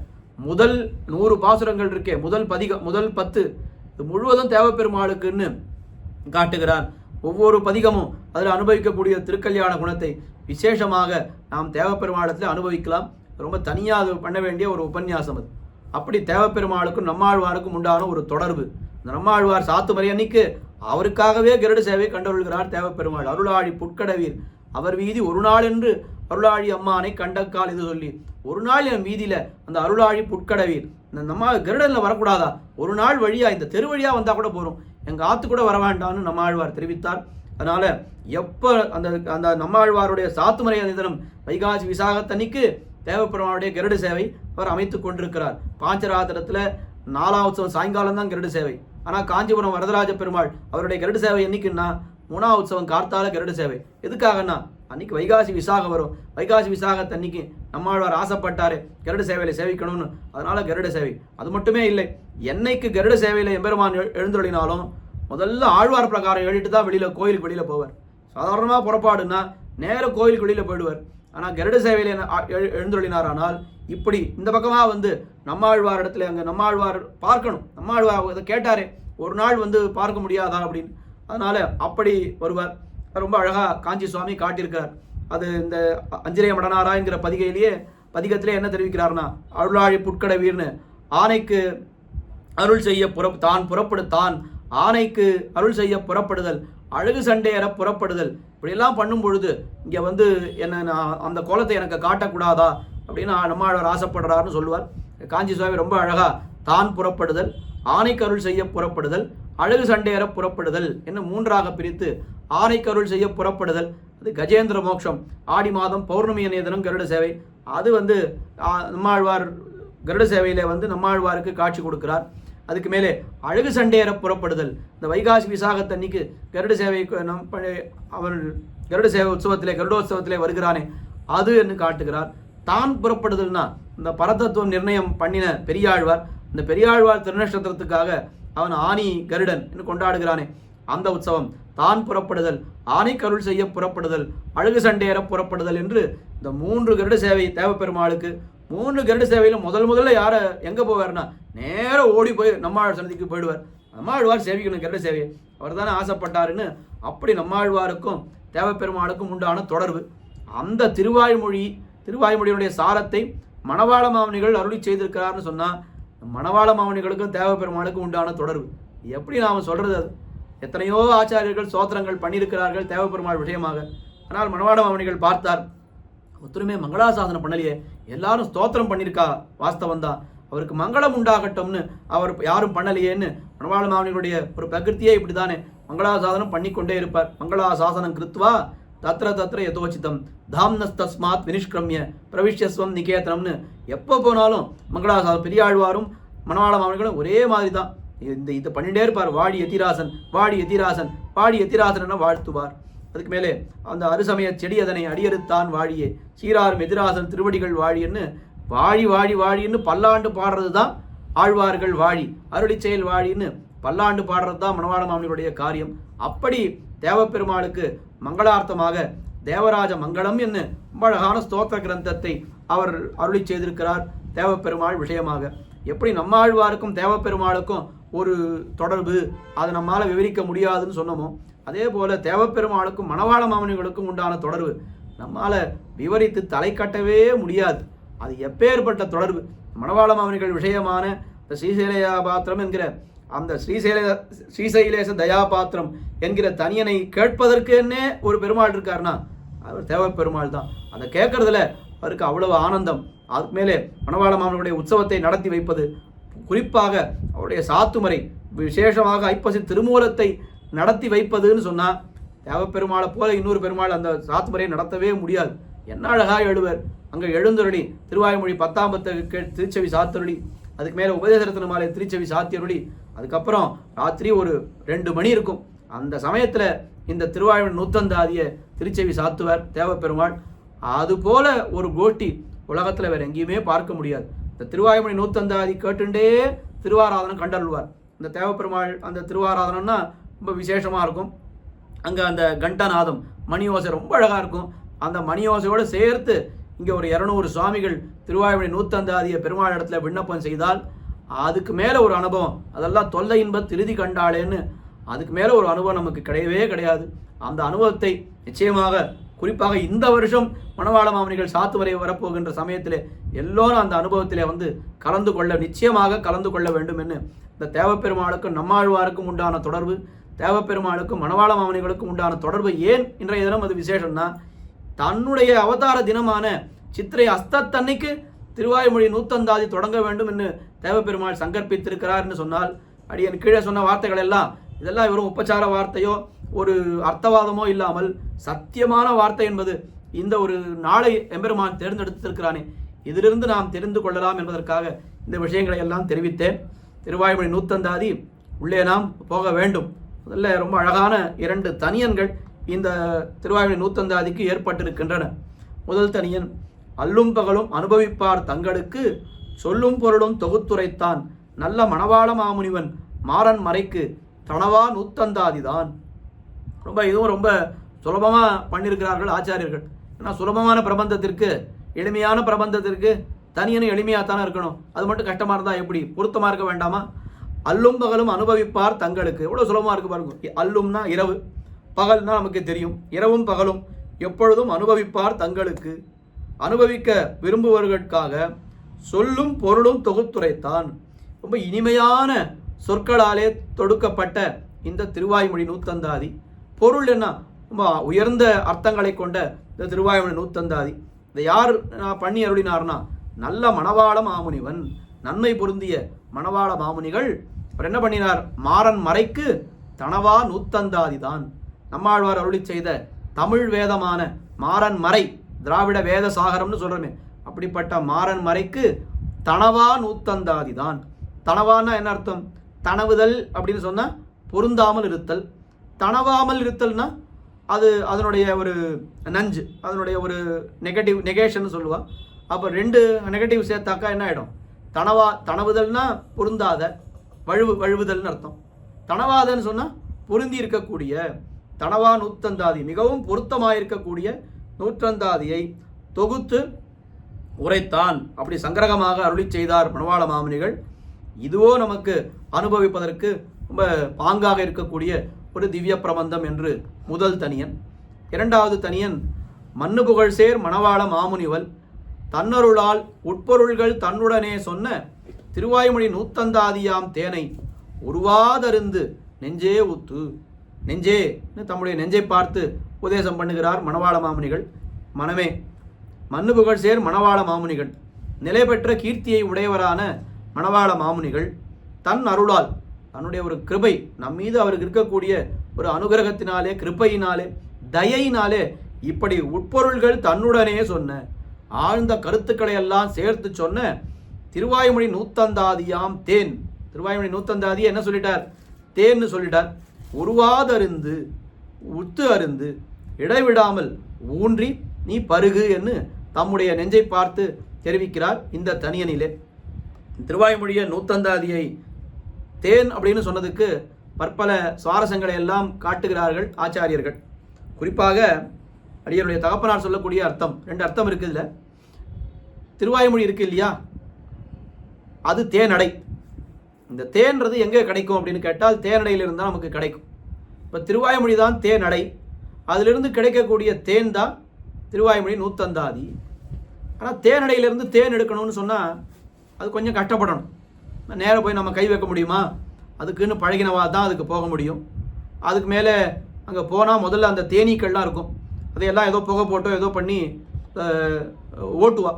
அதெல்லாம் ஓட்டின பிற்பாடு தான் அந்த தேன் நம்ம எடுக்க முடியும். மக்ஷிகா நிரசனம்னு முதல்ல பண்ணணும், அந்த தேனீக்களையெல்லாம் ஓட்டணும். அதுக்கப்புறம் தான் மதுபானம்னு, தேனுக்கு மதுன்னு பேர். அதுக்கு மக்ஷிகாயெல்லாம் முதல்ல ஓட்டினா பிற்பாடு அது இது பண்ணால் தான் தேன் கிடைக்கும். அதுக்கு வல்லவன் யாரோ அவன் தான் போக முடியும், எல்லாராலையும் அது போய் பண்ண முடியாது. அப்போ திருவாய்மொழி ஒரு தேனடைன்னு சொல்லிட்டாக்கா என்ன அர்த்தம்? திருவாய்மொழியிலையும் என்ன ஆகுது, நம்மாழ்வார் நிறைய விஷயங்கள் சொல்லியிருக்கார். ஆனால் அது நல்லா சாமர்த்தியம் இருக்கிறவா தான் உள்ளே போய் அந்த விஷயத்தை எடுக்க முடியும். சாமர்த்தியம் இல்லாதவன் போனால் என்ன ஆகிடும், திடீர்னு ஒரு பாசுரத்தை எடுத்து பாரு நம்மாழ்வார் என்ன சொல்லியிருக்கார், அரியன் அரண் என்னும் இவரை ஒன்னனும் மனத்து வைத்துன்னு சொல்லியிருக்கார். 3 பேரும் ஒண்ணுதான் நம்மாழ்வார் சொல்லியிருக்கார். முனியே நான்முகனே முக்கண்ணப்பா நீராய் நிறனாய் தீயாய் காலாய் நெடுவானாய்னு எல்லாரும் சமம்னு தான் நம்மாழ்வார் சொல்லியிருக்காருன்னு சொல்லிடுவா. நம்மாழ்வாருடைய அபிப்பிராயம் அப்படி இல்லை அப்படின்னாலும் அந்த அபிப்பிராயத்தை தெரிந்து கொள்ளணும்னு சொன்னால் அதுக்கு சாமர்த்தியம் உடையவர்கள் தான் அங்கே போய் இது பண்ண முடியும், தேனடையில் போய் தேன் எடுக்க முடியும். ஆனால் ஏற்கனவே ஒருத்தர் சாமர்த்தியம் உடைய மணவாள மாமுனிகள் போன்ற ஆச்சாரியர்கள் அந்த தேனடையிலே போய் தேன் எடுத்து வைத்திருக்கிறார்கள்னு சொன்னால் நமக்கு என்ன கஷ்டம், கடையில் போய் விற்கிறா, நேராக போய் ஒரு பாட்டிலில் வாங்கி நம்ம எப்போ வேணால் நம்ம சாப்பிட்டுக்கலாம். அப்போ திருவாய்மொழி நூத்தந்தாதியாம் தேன்னு சொன்னதுக்கு என்ன அர்த்தம்னா, திருவாய்மொழி தேனடை, அந்த தேனடையிலிருந்து தேனை எடுக்கக்கூடிய சாமர்த்தியத்தை உடையவர்கள் ஆச்சாரியர்கள், அவர்கள் தேனை எடுத்திருக்கிறார்கள், அந்த தேனை எடுத்து நமக்கு கொடுத்திருக்கிறார்கள். அந்த தேன் நமக்கு என்ன காரியம்னா, தேனை எடுத்து பருக வேண்டியது தான் நம்ம காரியம், வேற காரியமே கிடையாது. அப்போ திருவாய்மொழி நூத்தந்தாதியாம் தேன் அப்படின்னு இது ரொம்ப அழகான அர்த்தம். இன்னொரு அர்த்தமும் பார்க்கலாம். திருவாய்மொழின்றது என்ன, ஒவ்வொரு இடத்துலையும் நம்மாழ்வார் திருவாய்மொழியை தம்முடைய திருவாய்மொழியை சொல்லிக் கொள்ளும்பொழுது சொல் மாலை, மாலை ஆய்ந்த தமிழ் மாலை 1000 என்ன மாலை மாலைன்னு சொல்லின்ற வரார் திருவாய்மொழி. மாலைனா அது எதாவது ஆனது, புஷ்பத்தாலே ஆனது. அந்த புஷ்பம் இப்போ 1000 புஷ்பம் இருக்குது, மொத்தம் 1000 பாசுரங்கள், 1000 புஷ்பம், 1000 புஷ்பங்களாலே தொடுக்கப்பட்ட ஒரு மாலை தான் திருவாய்மொழி. புஷ்பத்துக்கு என்ன விசேஷம்னு கேட்டால், புஷ்பத்துக்கு மென்மை இருக்கும், பார்க்கறதுக்கு ரொம்ப அழகாக இருக்கும், வாசனை இருக்கும், இதெல்லாம் சாமானியமான விஷயம். நான் ரொம்ப உயர்ந்த விஷயம் புஷ்பத்தில் என்ன இருக்குன்னா, அதில் இருக்கக்கூடிய தேன், அதுதான் அந்த மகரந்தம்னு இருக்கே, அதுதான் ரொம்ப உயர்ந்தது. அந்த 1000 புஷ்பங்களில் இருக்கக்கூடிய தேன் எதுன்னு கேட்டால், அந்த சாரம் எதுன்னு கேட்டால், இந்த சாரம் இந்த திருவாய்மொழி நூத்தந்தாதியிலே நமக்கு கிடைக்கிறது. இன்னும் அந்த திருவாய்மொழி நூத்தந்தாதியாம் தேன் அப்படின்னு சொன்னாக்கா அதில் இத்தனை அர்த்தங்கள் இருக்குது என்று பெரியவர்கள் காட்டுவார்கள். அப்படிப்பட்ட திருவாய்மொழி நூத்தந்தாதியில் முதல் பாசுரம், ஒரு பதிகத்துக்கு ஒரு பாசுரம்ன்றதுனால சரியாக 100 பதிகங்கள் திருவாய்மொழி, சரியாக 100 பாசுரங்கள் திருவாய்மொழி நூத்தந்தாதி. ஒவ்வொரு நாளும் 5 பாசுரங்கள் அனுபவிக்க வேண்டும் என்று ஜிஆர் சுவாமியினுடைய ஒரு நியமனம். முதல் பாசுரம் இதுக்கு உண்டான இந்த சங்கதிகள் அவதாரிக்கைகள் இதெல்லாம் திருவாய்மொழிக்கு என்ன சங்கதி என்ன அவதாரிக்கையோ அதே தான் இதுக்கு அவதாரிக்கை. தனியாக இதுக்கு ஒரு அவதாரிக்கை சங்கதி என்ன எதுவுமே கிடையாது. அங்கே ஏற்கனவே நாம் எல்லாம் திருவாய்மொழியில் பார்த்து அனுபவித்து வித்திருக்கிறோம். இப்போ திருவாய்மொழி நூத்தந்தாதி அனுபவிப்பதனாலே நமக்கு என்ன ஒரு எம்பெருமான் நமக்கு கொடுக்கக்கூடிய ஒரு இன்னொரு சான்ஸ் என்ன அப்படின்னா, இப்போ திருவாய்மொழி நூத்தந்தாதியை பார்த்த பிற்பாடு ஓஹோ இந்த திருவாய்மொழி நூத்தந்தாதி இப்படி வார்த்தைகள் பிரயோகம் பண்ணியிருக்காரு, மறுபடியும் போய் ஒரு முறை அந்த திருவாய்மொழியை கேட்போம் அப்படின்னு நாம் போனாக்கா மறுபடியும் 100 திருவாய்மொழிகளை மறுபடியும் நாம் கேட்டு மகிழலாம். அப்போ அதுக்காகத்தான் இது. பெரும்பாலான வித்வான்கள் அடியேன் பார்த்த வரைக்கும் அந்தந்த திருவாய்மொழி பதிகங்களிலேயே சில வித்வான்கள் திருவாய்மொழி நூத்தந்தாதி பாசுரத்தை சேர்த்து சொல்லியிருக்கிறார்கள், சிலர் சொல்லியிருக்கிறார்கள், சிலர் சொல்லவில்லை. அதனால் இதை தனியாக அனுபவிக்கணுன்றது நிச்சயமாக நாம் அனுபவித்தே தீர வேண்டும். ஏன்னா இவ்வளவு 4000 திவ்ய பிரபந்தத்தை அனுபவித்திருக்கிறோம் உபதேச மாலையோடு சேர்த்து அப்படின்னா, அப்போ இதை மட்டும் நாம் எப்படி விட முடியும், இதையும் சேர்த்து அனுபவிக்க வேண்டும். இதை அனுபவிப்பதன் மூலமாக மறுபடியும் நமக்கு அந்த திருவாய்மொழி காலக்ஷேபத்தை உபன்யாசத்தை போய் கேட்க வேண்டும் என்று ஆசை கிளர்ந்து அங்கே போய் நாம் கேட்டோன்னு சொன்னால் அதுவும் ரொம்ப விசேஷம்தான். மறுபடியும் நம்ம ஒரு முறை திருவாய்மொழியினுடைய அர்த்தங்களை கேட்பதற்கு இந்த திருவாய்மொழி நூத்தந்தாதி நமக்கு உபயோகப்படுகிறது என்று இந்த திவ்ய பிரபந்த தாரா என்கிற நிகழ்ச்சியிலே அதையும் நாம் நன்றாக நாம் உணர்ந்து கொள்ளலாம். இல்லையா? முதல் பாசுரம் உயர்வர உயர்நலம் என்கிற திருவாய்மொழியுடைய சாரத்தை தெரிவிக்கிறார். உயர்வே பரன்படியை உள்ளதெல்லாம் தான் கண்டு உயர் வேதனேர் கொண்டுரைத்து மயர்வேதும் வாராமல் மானிடரை வாழ்விக்கும் மாறன் சொல் வேறாகவே விளையும் வீடு. ரொம்ப சுலபமான பாசுரம். உயர்வே பரன்படியை, உயர்வே உயர்வு பெருந்திய பரன், பரன்னால் எம்பெருமான், அங்கே பரன்னு தானே அவனை தெரிவிக்கிறார். ஆமவை ஆயவை ஆயினின்ன அவரே முழுதுண்ட பரபரன் என்னெல்லாம் தெரிவிக்கிறார். அந்த பரன்ற வார்த்தையாலே அங்கே எம்பெருமானை தெரிவிக்கிறார். இங்கேயே அவர் மணவாள மாமுனிகள் உயர்வே பரன்படியை, அந்த பரன்படியை உள்ளதெல்லாம் தான் கண்டு, எல்லாம் அந்த எம்பெருமானுடைய அந்த ஸ்வரூப ஸ்வபாவங்கள் எல்லாவற்றையும் தான் கண்டு அவன் காட்டுகிறான், எம்பெருமான் காட்டுகிறான், அதை அப்படியே நம்மாழ்வார் அனுபவிக்கிறார். அதுக்கு மேலே உயர் வேதனேர் கொண்டுரைத்து, இந்த திருவாய்மொழி இருக்கிறதே, இந்த திருவாய்மொழிக்கு என்ன பெருமை, அந்த வேதநேர் கொண்டு உரைத்து, உயர்ந்த பிரமாணம், உயர் வேதம்னா என்ன அர்த்தம்? மிக மிக உயர்ந்த பிரமாணம் எதுன்னு கேட்டால் வேதங்க. ஆதவ் வேதாகா பிரமாணம், முதல் பிரமாணம், ரொம்ப உயர்ந்த பிரமாணம் வேதம். மற்ற பிரமாணங்கள் எல்லாம் அதை அனுசரித்து வந்தவை, அந்த வேதத்தினுடைய அர்த்தங்களை விளக்குவதற்காக ஏற்பட்டவைன்னு பார்க்கிறோமே. அப்படிப்பட்ட உயர் வேத நேர் கொண்டு உரைத்து இந்த உயர்ந்த பிரமாணமாகிய ஸ்ருதிச்சாயையிலே அந்த பரத்துவத்தை தெரிவித்தார். நாம் நிறைய பார்த்துருக்கோம் திருவாய்மொழியில். அந்த பரத்வே பரத்வம், அவதாரத்வே பரத்வம், ஏன்னா அதுக்கு மேலே அர்ச்சாவதாரத்தில் பரத்துவம் என்று இந்த உயர்த்தின் அணை ஒன்று என்று இதிகாச புராண பிரக்கிரியிலே அருளி செய்தார், வேத பிரக்கிரியிலே அருளி செய்தார், அதுக்கு மேலே இந்த தார்க்கிக ரீதியிலே அருளி செய்தார் எல்லாம் பார்க்கிறோம். அப்படி இந்த உயர்வர உயர்நலம்ன்றது எப்படின்னா, அந்த வேத நேர் கொண்டு உரைத்து வேதத்தினுடைய சாயையிலே, வேதம் எப்படி எம்பெருமானை சொல்லித்தோ, அவனுடைய பரத்துவத்தை சொல்லித்தோ, அதே சாயையிலே சொன்ன ஒரு பதிகம் உயர் வேத நேர் கொண்டு உரைத்து. அதுக்கு மேலே அப்படி அருளி செய்த அந்த நம்மாழ்வாருடைய திருவாய்மொழி இந்த பதிகமானது மயர்வேதும் வாராமல், மயர்வுன்னு சொன்னால் அஜ்ஞானம், அந்த பிரம பிரமாதங்கள் அப்படிலாம் சொல்லுவாள். அப்படி அந்த மயர்வேதும் வாராமல் மானிடரை வாழ்விக்கும் மாறன் சொல், நம்ம போன்ற மனிதர்களை உஜ்ஜீவிப்பி தருளின நம்மாழ்வாருடைய சொல், இந்த மாறன் சொல்லானது, இந்த பதிகமானது இது என்ன பண்ண போகிறதுன்னா, வேறாகவே விளையும் வீடு. அந்த சொல் நம்மாழ்வாருடைய பதிகம் வேறாக வீடு விளையும். இதுதான் நமக்கு வேர். இந்த வேரிலிருந்து வரக்கூடிய விருட்சம் என்ன அப்படின்னு கேட்டால் மோக்ஷம் என்கிற விருட்சம், அது இந்த வேரிலிருந்து வரப்போகிறது. அந்த மோட்சத்தை நாம் அடைய வேண்டும். ஒரு விருட்சம் ஒன்று ஏற்படணும்னு சொன்னால் அதுக்கு என்ன தேவை? வேர் ரொம்ப அவசியம் இல்லையா? அப்போ மோட்சமாகிற விருட்சத்துக்கு எது வேர் என்று கேட்டால் இந்த திருவாய்மொழி ஒரு வேர். இப்போ உயர்வை பரன்படியை உள்ளதெல்லாம் தான் கண்டு உயர் வேதநேர் கொண்டு உரைத்து மயர்வேதும் வாராமல் மானிடரை வாழ்விக்கும் மாறன் சொல், அது வேறாகவே விளையும் வீடு. இந்த வேரின்றி எப்படி விருட்சம் ஒரு விளராதோ அதுபோல ஆழ்வாருடைய அருளி செயலின்றி மோட்சம் விளையாது என்று காட்டியிருக்கிறார். இது காஞ்சி சுவாமியினுடைய திவ்யார்த்த தீபிகை, அந்த திவ்யார்த்த தீபிகையுடைய ஒரு சீரீஸில் உபதேச ரத்னமாலை, திருவாய்மொழி நூத்தந்தாதி ஆகிய திவ்ய பிரபந்தங்களுக்கும் சுவாமி உரை எழுதியிருக்கிறார். ராமானுஜனில் ஒரு சஞ்சிகைக்கு ஒரு பாசுரம் என்று 100 சஞ்சிகையிலே இந்த திருவாய்மொழி நூத்தந்தாதி வியாக்கியானத்தை சுவாமி காஞ்சி சுவாமி எழுதி அருளி செய்திருக்கிறார். அதை அப்படியே ஒரு கிரந்தமாகவும் பிற்காலத்திலே பதிப்பித்திருக்கிறார். அந்த கிரந்தத்தினுடைய துணையை கொண்டுதான் இந்த அர்த்தங்களை எல்லாம் நாம் இப்பொழுது பார்த்து கொண்டிருக்கிறோம். அப்படி அந்த ஆழ்வாருடைய மயர்வு எம்பெருமான் போக்கினான், சம்சாரிகளுடைய மயர்வை ஆழ்வார் போக்கினார். இது ரொம்ப கஷ்டமான காரியம் பாருங்க. ஒரே ஒரு ஆழ்வார், அவருக்கு இருந்த மயர்வை எம்பெருமான் போக்கிட்டான், ஒருத்தருக்கு மட்டும் பண்ணான்.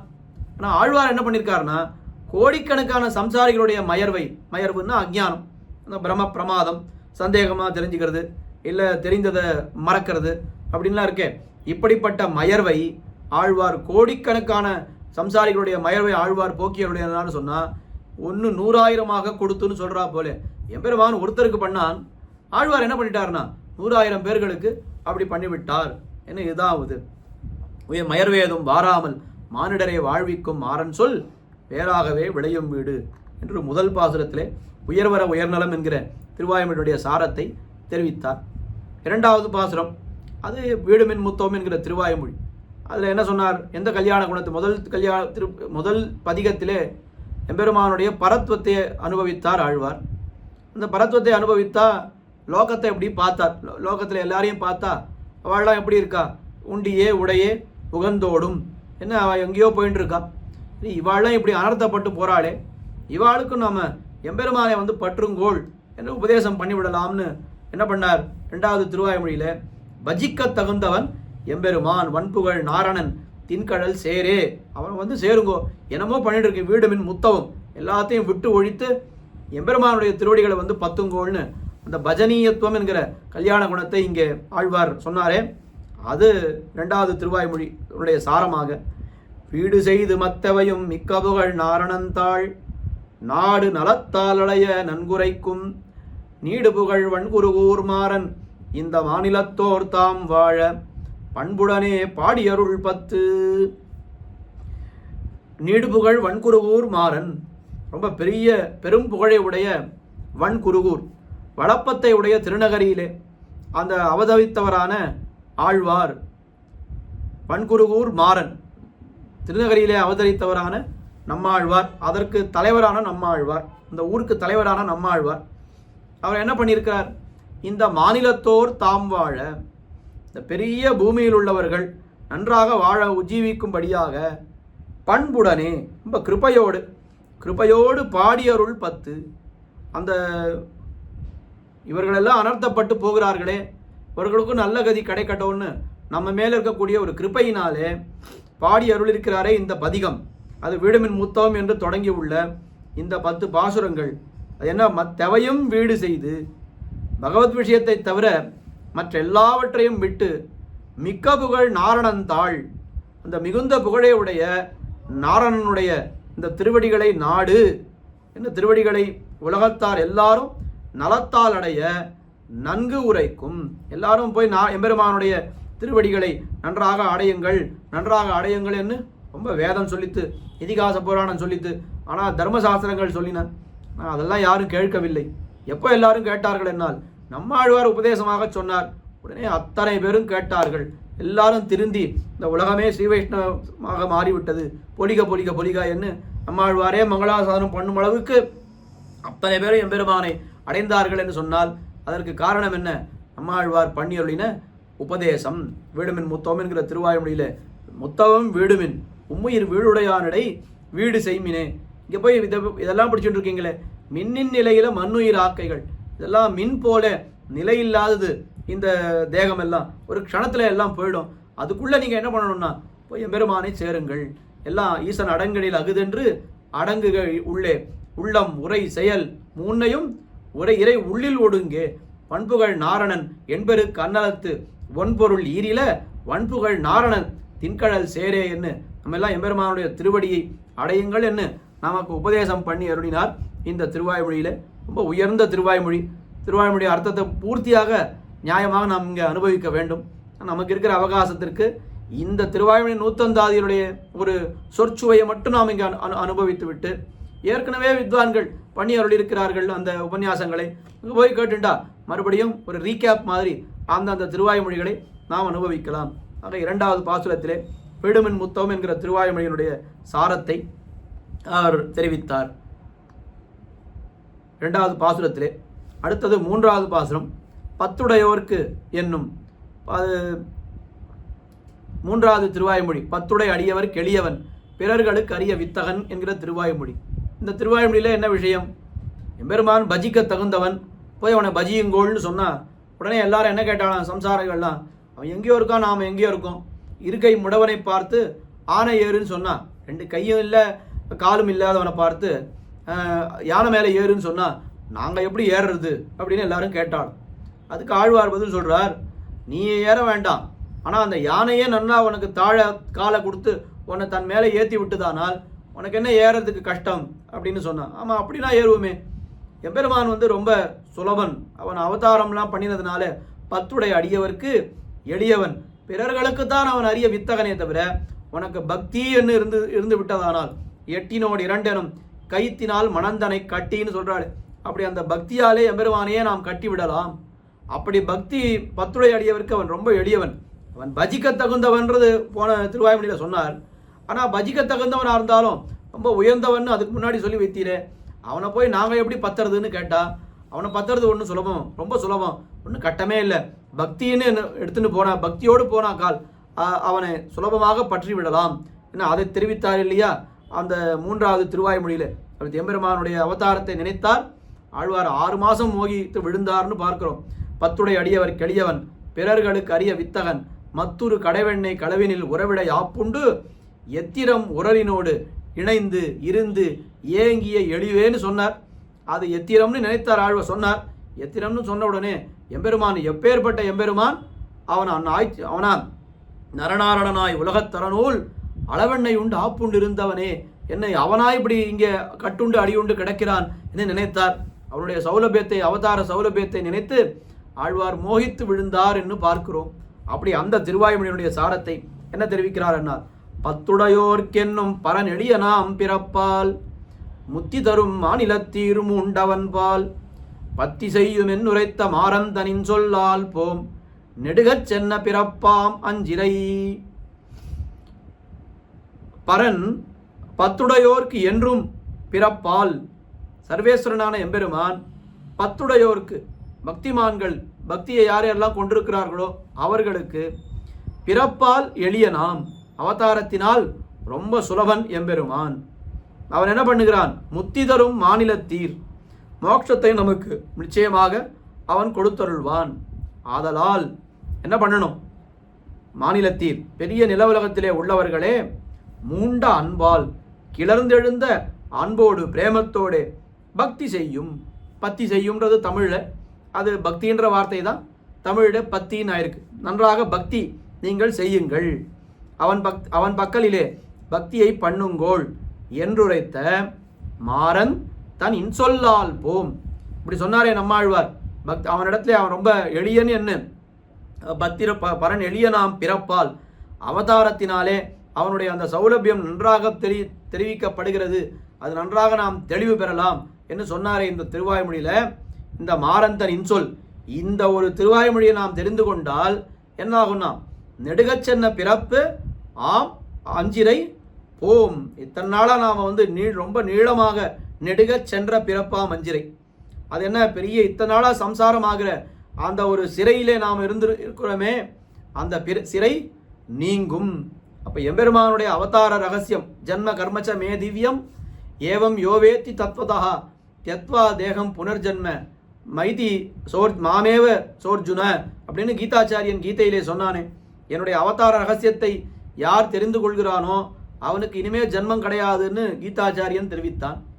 அந்த அவதார ரகசியத்தில் என்னன்னு தெரிஞ்சுக்கணும்னா, எம்பெருமான் ரொம்ப சுலபன், சௌலபியமே வடிவெடுத்தவன்னு நாம் தெரிஞ்சுட்டோம்னா அதுக்கு மேலே நமக்கு பிறப்பு கிடையாதுன்னு கீதையிலே தெரிவித்தான். அதை நம்மாழ்வார் இங்கேயும் தெரிவித்தார்.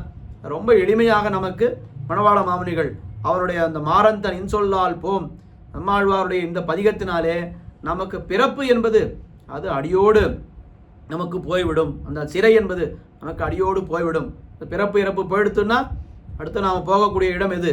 மோட்சத்துக்கு தான் நாம் போக போகிறோம் என்று ரொம்ப அழகாக இந்த 3வது திருவாய்மொழியினுடைய சாரத்தை இந்த 3வது பாசுரத்திலே தெரிவிக்கிறார். அடுத்தது 4வது பாசுரம். 4வது திருவாய்மொழி. அஞ்சிரைய மடனாராய் எம்பெருமானுடைய பரத்வத்தை அனுபவித்தார். அதுக்கு மேலே அவனுடைய பஜனீயத்துவம், அவன் பஜிக்க தகுந்தவன் என்று தெரிவித்தார். அவனுடைய சௌலபியத்தை அனுசந்தித்தார். ஆனால் இருந்தாலும் என்னதான் எம்பெருமான் சுலபனாக இருந்தாலும் நாம் நிறைய பாவம் பண்ணியிருக்கோமே, நிறைய பாவத்தை பண்ணிட்டு அவன் முன்னால் போய் எப்படி நிற்கிறது அப்படின்னு நமக்கு ஒரு சந்தேகம் வரும்.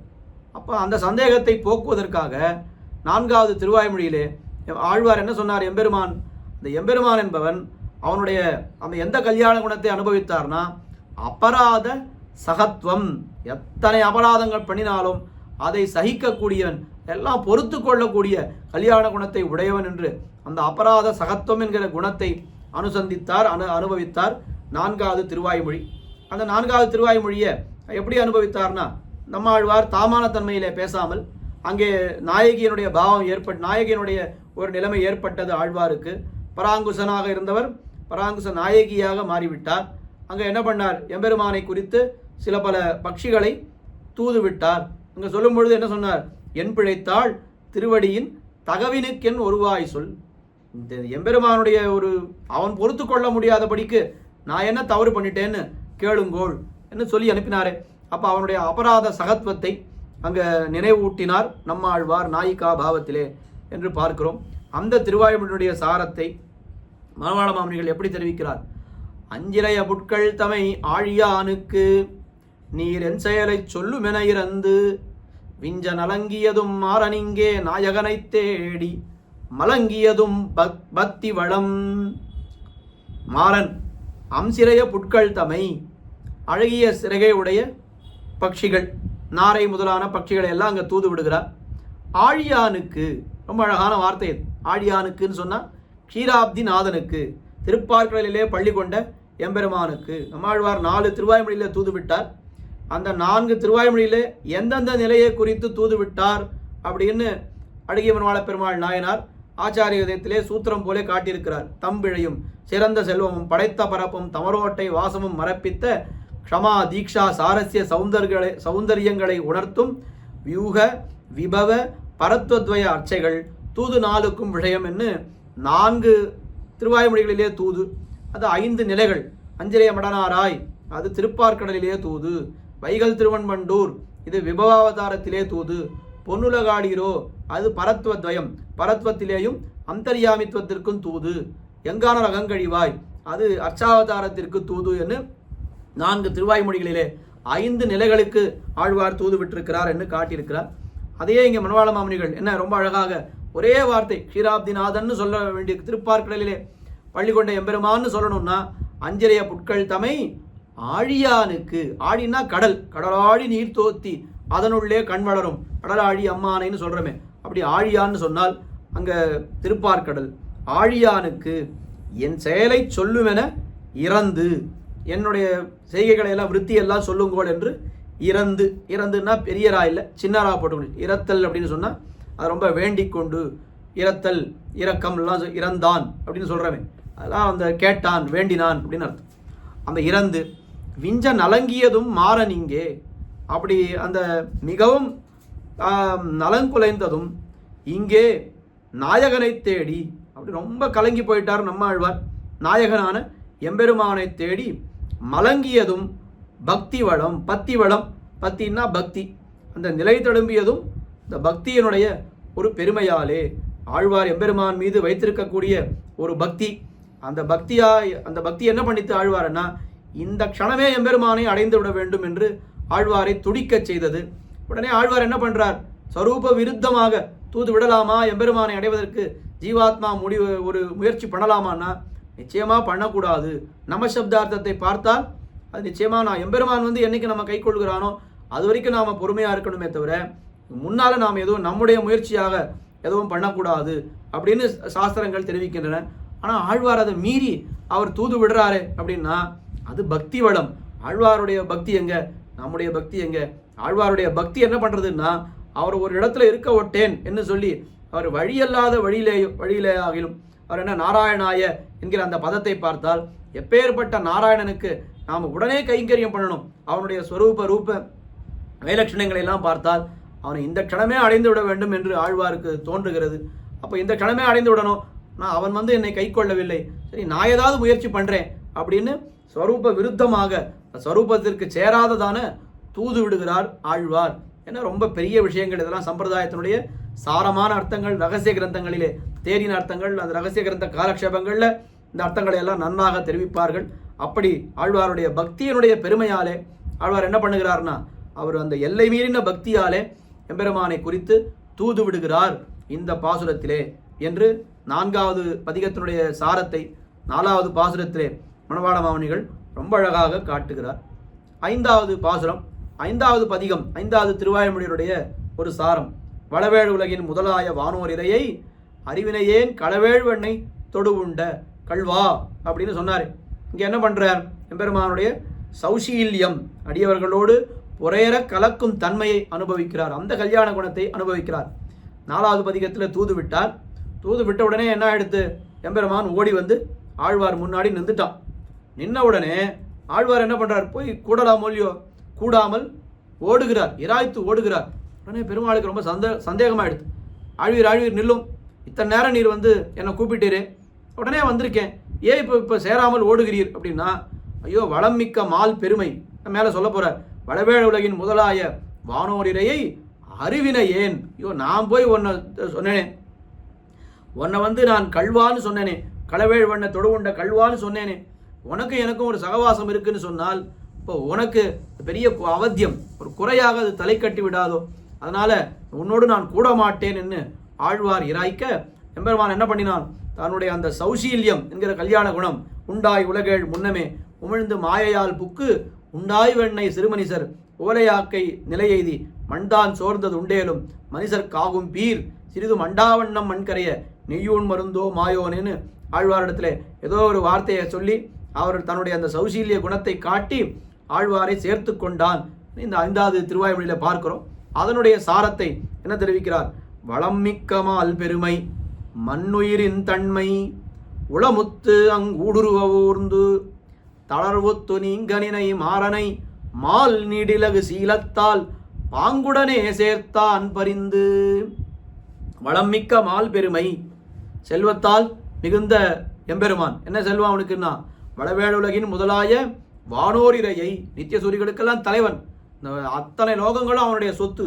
வளம் மிக்க மால் பெருமை மண்ணுயிரின் தன்மை, நம்முடைய அந்த ஆத்மா, நம்மாழ்வார்னு நினைக்கிறார், இந்த ஆத்மான்றது எவ்வளவு கர்மம் சம்பந்தப்பட்டிருக்கிறது, எவ்வளவு தாழ்ந்தது, நானும் அவனும் போய் சேர்ந்தாக்கா என்ன ஆகும், அது அவனுக்கு பெரிய குறையாக தலை கட்டி விடாதா அப்படின்னு உளமுற்று அந்த ஆத்மாவினுடைய நைச்சியமும் இவருடைய திருவுள்ளத்திலே பட அங்கு ஊடுருவ ஓர்ந்து, அப்பொழுது அது நன்னாக அதை ஆராய்ச்சி பண்ணி தளர்வுத்து நீங்க நினை மாறன், ரொம்ப தளர்ந்து போயிட்டார். ஐயோ நாம போய் இவனோடு சேரணும்னு ஆசைப்பட்டோமே, இது பெரிய தப்பா நான் ஆசைப்பட்டுட்டேன், நான் வரேன்ப்பா, நான் புறப்படுறேன்னு ஆழ்வார் தளர்வுத்து நீங்க நினை மாறன். அப்படி நீங்க நினைத்த மாறனை மால், இந்த மால்ற வார்த்தை, இந்த ஒரு வார்த்தை போறோம் இந்த பாசுரத்துக்கு. மால்னு எதுக்கு சுவாமி சொல்லணும், இங்க பரன்னு கீழே சொன்னாரு, அப்படி நீங்க நினை பரணைன்னு சொல்லியிருக்கலாமே. ஆனா மால்னு ஏன் சொன்னார்னா, மால்னு சொன்னா என்ன அர்த்தம், அடியவர்கள் இடத்திலே வியாமோகமே வடிவெடுத்தவனுக்கு தான் மால்னு பேர். இங்க பரன்ற வார்த்தையை மணவாள மாமனிகள் பிரயோகப்படுத்தியிருந்தார்னா பாசுரம் சுவாரஸ்யமாகவே இருந்திருக்காது. பரன்றது எம்பெருமானுடைய திருநாமம் தான், இல்லைன்னு சொல்லலை. ஒருவேளை பரன் அந்த மாதிரி ஏதாவது உயர்ந்த எம்பெருமானுடைய பரத்வத்தை குறிக்கக்கூடிய திருநாமத்தை இங்கே பிரயோகப்படுத்தியிருந்தார்னா அது அந்த பாசுரம் ரசிக்கவே ரசிக்காது. ஆனால் என்ன பண்ணினார்னா, தளர்வுத்து நீங்க நினை மாறனை மால்னு சொன்னார். மால்னா என்ன அர்த்தம், அடியவர்களிடத்தே அன்பே வடிவெடுத்தவன் மாலே மணிவண்ணா என்று திருப்பாவையில பார்க்கிறோமே. நெருப்பெண்ணன் என்ன நெடுமாலே அப்படின்னா அந்த வார்த்தைக்கு, இந்த மால்ன்ற வார்த்தை சுத்த தமிழ் வார்த்தை, இது போல ஒரு திருநாமமே கிடையாது. அப்படி ரொம்ப அழகான வார்த்தை. அந்த மால் என்ன பண்ணார், நீடிலகு சீலத்தால், அந்த ரொம்ப விளங்குகின்ற தன்னுடைய சீல குணம், சௌசீல்யம் என்கிற குணம், அடியவர்களோடு புறையற கலந்து பரிமாறுதல், அதுக்கு தான் சௌசீல்யம்னு பேர்.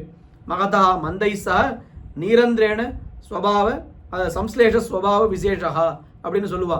பெரிய மகத்தோபி நம்ம பெரியவனாக இருந்தாலும் அவன் என்ன பண்ணுறான், சாதாரண வாழ்களோடு ஒரு புறையற கலந்து பரிமாறுதல். ஏழை ஏதலன் கீழ்மகன் என்னாதிறங்கி மற்றவர்க்கு இன்னருள் சுரந்து மாழைமான் மடநோக்கி உன்தோழின்னு சொல்கிறா போலே ராமாவதாரத்திலே சக்கரவர்த்தி திருமகன் என்ன பண்ணான், முகனோடும் ஐவரானோம் முன்பின் குன்று சூழ்வான் மகனோடும் அறுவரானோம் எம்முடைய அன்பின் வந்த அகனமர் காதலைய நின்னோடும் எழுவரானோம்னு சொன்னானே. அப்படிப்பட்ட சீலகுணம் அது நம்மாழ்வாருக்கு காட்டி கொடுத்தான். நம்மாழ்வார் என்ன பண்ணார், நீடிலகு சீலத்தால் பரிந்து பாங்குடனே சேர்ந்தான்.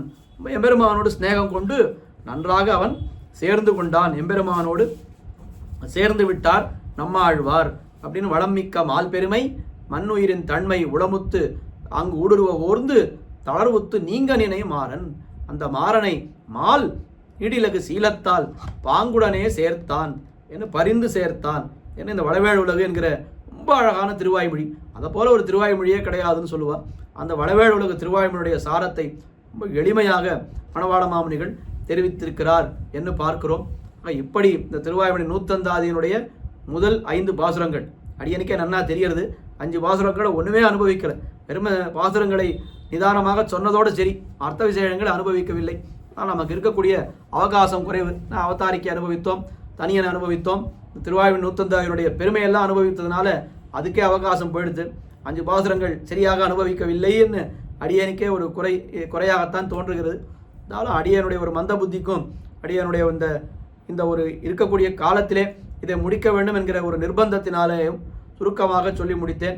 நல்ல வித்வான்கள் எல்லாம் பல பேர் திருவாய்மொழி நூத்தந்தாதியினுடைய கிரந்த காலட்சேபமாக புள்ளலோகஞ்சியர் வியாக்கியானத்தோடு சேர்த்து அருளி செய்திருக்கிறார்கள். எல்லாம் நாம் நன்னாக நிதானமாக கேட்டுக்கொள்ளலாம். இன்றைய அவகாசத்திலே முதல் 5 பாசுரங்களை அனுபவித்தது. இன்றைய நாளிலே இந்த திருவாய்மொழி நூத்தந்தாதி தொடக்கமானது என்பது அது சாட்சாத் பெருமாள் கோயிலில் எழுந்தொழிருக்கக்கூடிய தேவப்பெருமாளுடைய திவ்ய அனுகிரகம். நம்மாழ்வாரை அவர்கள் பெருமைப்படுத்த வேண்டும், நம்மாழ்வாரை கௌரவப்படுத்த வேண்டும், மணவாள மாமுனிகளை கௌரவப்படுத்த வேண்டும் என்பதற்காக இன்று தாம் திருவவதரித்த இந்த சித்திரை மாதம் அஸ்த நட்சத்திரத்திலே இந்த திருவாய்மொழி நூத்தந்தாதி தொடங்கும்படியாக செய்திருக்கிறார். நாளைக்கு என்ன விசேஷம்னு கேட்டால் சித்திரை மதுரகவியாழ்வாருடைய அவதார தினம். அவருடைய திருநக்ஷத்திரம். மதுரகவி ஆழ்வாருக்கு என்ன பண்ணா சந்தோஷம்னா, நம்மாழ்வாரை பற்றி பேசினா மதுரகவி ஆழ்வாருக்கு சந்தோஷம். அவருடைய ஆச்சாரியன் இல்லையா, தேவமத் தரியேன் குருகூர் நம்பின்னு சொன்னார். அப்படிப்பட்ட மதுரகவி ஆழ்வார் திருநக்ஷத்திரத்திலேயும் இந்த திருவாய்மொழி நூத்தந்தாதியினுடைய அனுபவம் நெடுகச் செல்லப்போ நெடுகச் சென்ன பிறப்பாம்னு சொன்னா போலே இன்னும் 20 நாள்கள், ஒரு நாளைக்கு 5 பாசுரங்கள் என்கிற கிரமத்திலே நெடுகச் செல்லப் போகிறது இந்த திருவாய்மொழி நூத்தந்தாதி. திருவாய்மொழி நூத்தந்தாதி மூலமாக நமக்கு திருவாய்மொழியிலே அனுபவித்த அர்த்தங்கள் எல்லாம் மனசுக்கு உடனே ஞாபகம் வரும். ஞாபகம் வந்தால் இன்னொரு முறை திருவாய்மொழியை போய் நாம் கேட்கலாம்னு அந்த ஆசை வரும். இன்னும் சில பேருக்கு திருவாய்மொழி காலக்ஷேபமாகவே கேட்கணும் என்கிற ஆசை வரும். அந்த எல்லா திருவாய்மொழி இல்லாமல் நம்முடைய சம்பிரதாயம் இல்லை. அத்தியன ஞானானுஷ்டானங்களாலே பிராமணியம் ஆகிறா போலே சந்தங்கள் 1000 அறியக்கத்து வல்லாரானால் வைஷ்ணவத்துவ சித்தின்னு ஆச்சாரிய விதயத்திலே நாயனார் காட்டியிருக்கிறார்கள். அப்படி இந்த திருவாய்மொழியுடைய பெருமை, திருவாய்மொழி அனுபவித்தல் தான் நமக்கு கர்த்தவியம். அதனால்தான் மணவாள மாமுனிகளுக்கு அவருடைய ஆச்சாரியரான திருவாய்மொழி பிள்ளை, அவருக்கு திருவாய்மொழி பிள்ளைன்னு பேர். திருமலை ஆழ்வார்ன்றது தான் அவருடைய இயற்பெயர். ஆனால் திருவாய்மொழியிலே இருந்த ஈடுபாடின் காரணமாக அவருக்கு திருவாய்மொழி பிள்ளைன்னு திருநாமம் ஏற்பட்டது. அவர் சிஷ்யரான மணவாள மாமுனிகளுக்கும் என்ன சொன்னார்னா, ஸ்ரீபாஷ்யத்தை ஒரு முறை கேட்டு ஒரு முறை காலட்சேபம் சொன்னால் போகிறோம். நம்முடைய காலத்தை எப்படி கழிக்கணும்னா திருவாய்மொழியிலே பொதுபோக்காக கழிக்க வேண்டும். அதனால தானே மணவாள மாமுனிகளுக்கு ஈட்டு பெருக்கர் என்கிற திருநாமம் ஏற்பட்டிருக்கிறதுன்னு பார்க்கிறோம். ஈடு 36,000 படியை வாச்சோ விதயமாக மணவாள மாமுனிகள் கொண்டிருந்தார். அந்த ஈடு 36,000 படியிலே காட்டியிருக்கக்கூடிய விஷயங்களைத்தான் சாரமாக தொகுத்து இங்கே திருவாய்மொழி நூத்தந்தாதியாக ஒவ்வொரு பதிகத்தினுடைய அவதாரிக்கையில் என்ன விஷயங்கள் சாதித்திருக்கிறாரோ, சங்கதி அவதாரிக்கைன்னு பார்க்கிறோமோ, அதையெல்லாம் தொகுத்து தான் திருவாய்மொழி நூத்தந்தாதி என்கிற கிரந்தத்தை அருளி செய்திருக்கிறார் என்று பார்க்கிறோம். சொல்லிக்கொண்டே போகலாம். எவ்வளவு எங்கனே சொல்லிலும் இன்பம் பயக்குமேன்னு திருவாய்மொழிக்கு சொன்னார். நான் உண்மையாக எங்கனே சொல்லிலும் இன்பம் பயக்குமேன்னா அது திருவாய்மொழி நூத்தந்தாதிக்கு தான். அதுவும் இன்றைய தினம் தேவப்பெருமானுடைய திருவவதாரம். தேவப்பெருமாள் திருவாய்மொழி நூத்தந்தாதியை கேட்கணும்னு ஆசைப்பட்டார்னா யாருமே அவரை தடுக்க முடியாது. அதனுடைய ஏன் அப்படி சொல்கிறேன்னு கேட்டால், என்ன நடக்கும்னு காத்துட்டு இருந்தோம். ஆனால் திடீர்னு அனத்தியானம் ஆரம்பிக்க போகிறது 2 நாளில். உடனே எல்லாத்தையும் சரி பண்ணி நான் திவ்ய பிரபந்தத்தை கேட்க ஆரம்பிக்க போகிறேன்னு ஆரம்பித்தார். 2 நாள் தான் திவ்ய பிரபந்தத்தை கேட்டார். அதுக்கப்புறம் 1 மாதம் இடைவிடாமல் திருவாய்மொழி நூத்தந்தாதியை நித்தியபடியில் காத்தாலே அனத்தியான காலம் வந்து விட்டபடினாலே திருவாய்மொழி நூத்தந்தாதியை கேட்பதுன்னு அவருக்கு அந்த ஆசை வந்துடுத்துன்னா எல்லாத்தையும் விட்டுட்டு அதை ஆரம்பித்து விடுவார். அப்படி ஆரம்பித்தார் என்பதை நாம் கண்கூடாக பார்த்தோம். ஒரு 6 மாதம் கூட ஆகலை. அப்படி அந்த திருவாய்மொழி நூத்தந்தாதி பேரில் தேவப்பெருமாளுக்கு இருக்கக்கூடிய ஒரு வியாமோகம், அது எந்த பிரபந்தத்திலையும் அவளுக்கு அவ்வளோ வியாமோகம் கிடையாது. திருவாய்மொழி நூத்தந்தாதி பேரில் அவ்வளவு வியாமோகம். அந்த திருவாய்மொழி நூத்தந்தாதி காலக்ஷேபம் உபன்யாசத்தை தேவப்பெருமாளுடைய அவதார தினத்தன்னைக்கு நாம் ஆரம்பிக்கிறோன்னு சொன்னால் இது என்ன சொல்கிறதுன்னே எனக்கு தெரியல. பெருமாள் இதை என்றைக்கோ 2 வருஷம் முன்னாடியே இதை அவர் பிளான் பண்ணி போட்டிருக்காரா? இது எப்படி நம்முடைய ஒரு முயற்சியால் நம்முடைய ஒரு பிளான்னால இப்படிலாம் நடக்குமா? எனக்கு சொல்ல தெரியவில்லை. நிச்சயமாக இதை பெருமாளுடைய ஒரு அனுகிரகம், அம்மாழ்வாருடைய அனுகிரகம், மணவாள மாமுனியுடைய அனுகிரகம்தான் நாம் இன்னைக்கு இப்படி அனுபவித்து கொண்டிருக்கிறோம் என்பதிலே எந்தவித ஒரு இதுவும் கிடையாது. பெரியவர்கள் எத்தனை பேர்கள் இந்த மாதிரியான கிரந்தங்களுக்கு வியாக்கியானங்கள், உரைகள் எல்லாம் அருளி செய்திருக்கிறார்கள். அவர்களுடைய திருவடிகளுக்கெல்லாம் வாழி வாழி வாழி என்று பல்லாண்டு பாடிக்கொண்டு தேவப்பெருமாள் நீடூழி நெடுகச் சென்ன பிறப்பாம் அஞ்சிலைன்றா போல நெடுக திவ்ய பிரபந்தங்களையும் அந்த குறிப்பாக திருவாய்மொழி நூத்தந்தாதியை ரொம்ப நாள் திருச்செவி சாத்த வேண்டும். அவர் திருச்செவி சாத்தும் பொழுது அவர் முன்னால் இந்த பாசுரங்களை விண்ணப்பிக்கக்கூடிய பாக்கியத்தை நமக்கு கொடுத்து கொண்டே இருக்க வேண்டும் என்று அந்த பிரார்த்தனையோடு அடியனுடைய இந்த உபன்யாசத்தை நிறுத்திக் கொள்கிறேன். பிருந்தாரண்ய நிவாசாய பலராமானுஜாய ச ருக்மிணி பிராணநாதாய பார்த்தசூதாய மங்களம். ஸ்ரீமதே ரம்யஜாமா திருமுனீந்திராய மகாத்மனே ஸ்ரீரங்கவாசினே பூயாத் நித்யஸ்ரீர் நித்யமங்களம். பற்பமெனத்திகள் பைங்கழலும் தன் பல்லவமே விரலும். பற்பமென திகழ் பைங்கழலும் தன் பல்லவமே விரலும். பாவனமாகிய பைந்துவராடை பதிந்த மருங்கழகோ. பாவனமாகிய பைந்துவராடை பதிந்த மருங்கழகும். முப்புரி நூலோடு முன்கையில் ஏந்திய முக்கோல் தன்னழகும். எப்பொழுதும் யதிராசன் வடிவழகு என் இதயத்துள்ளதால்.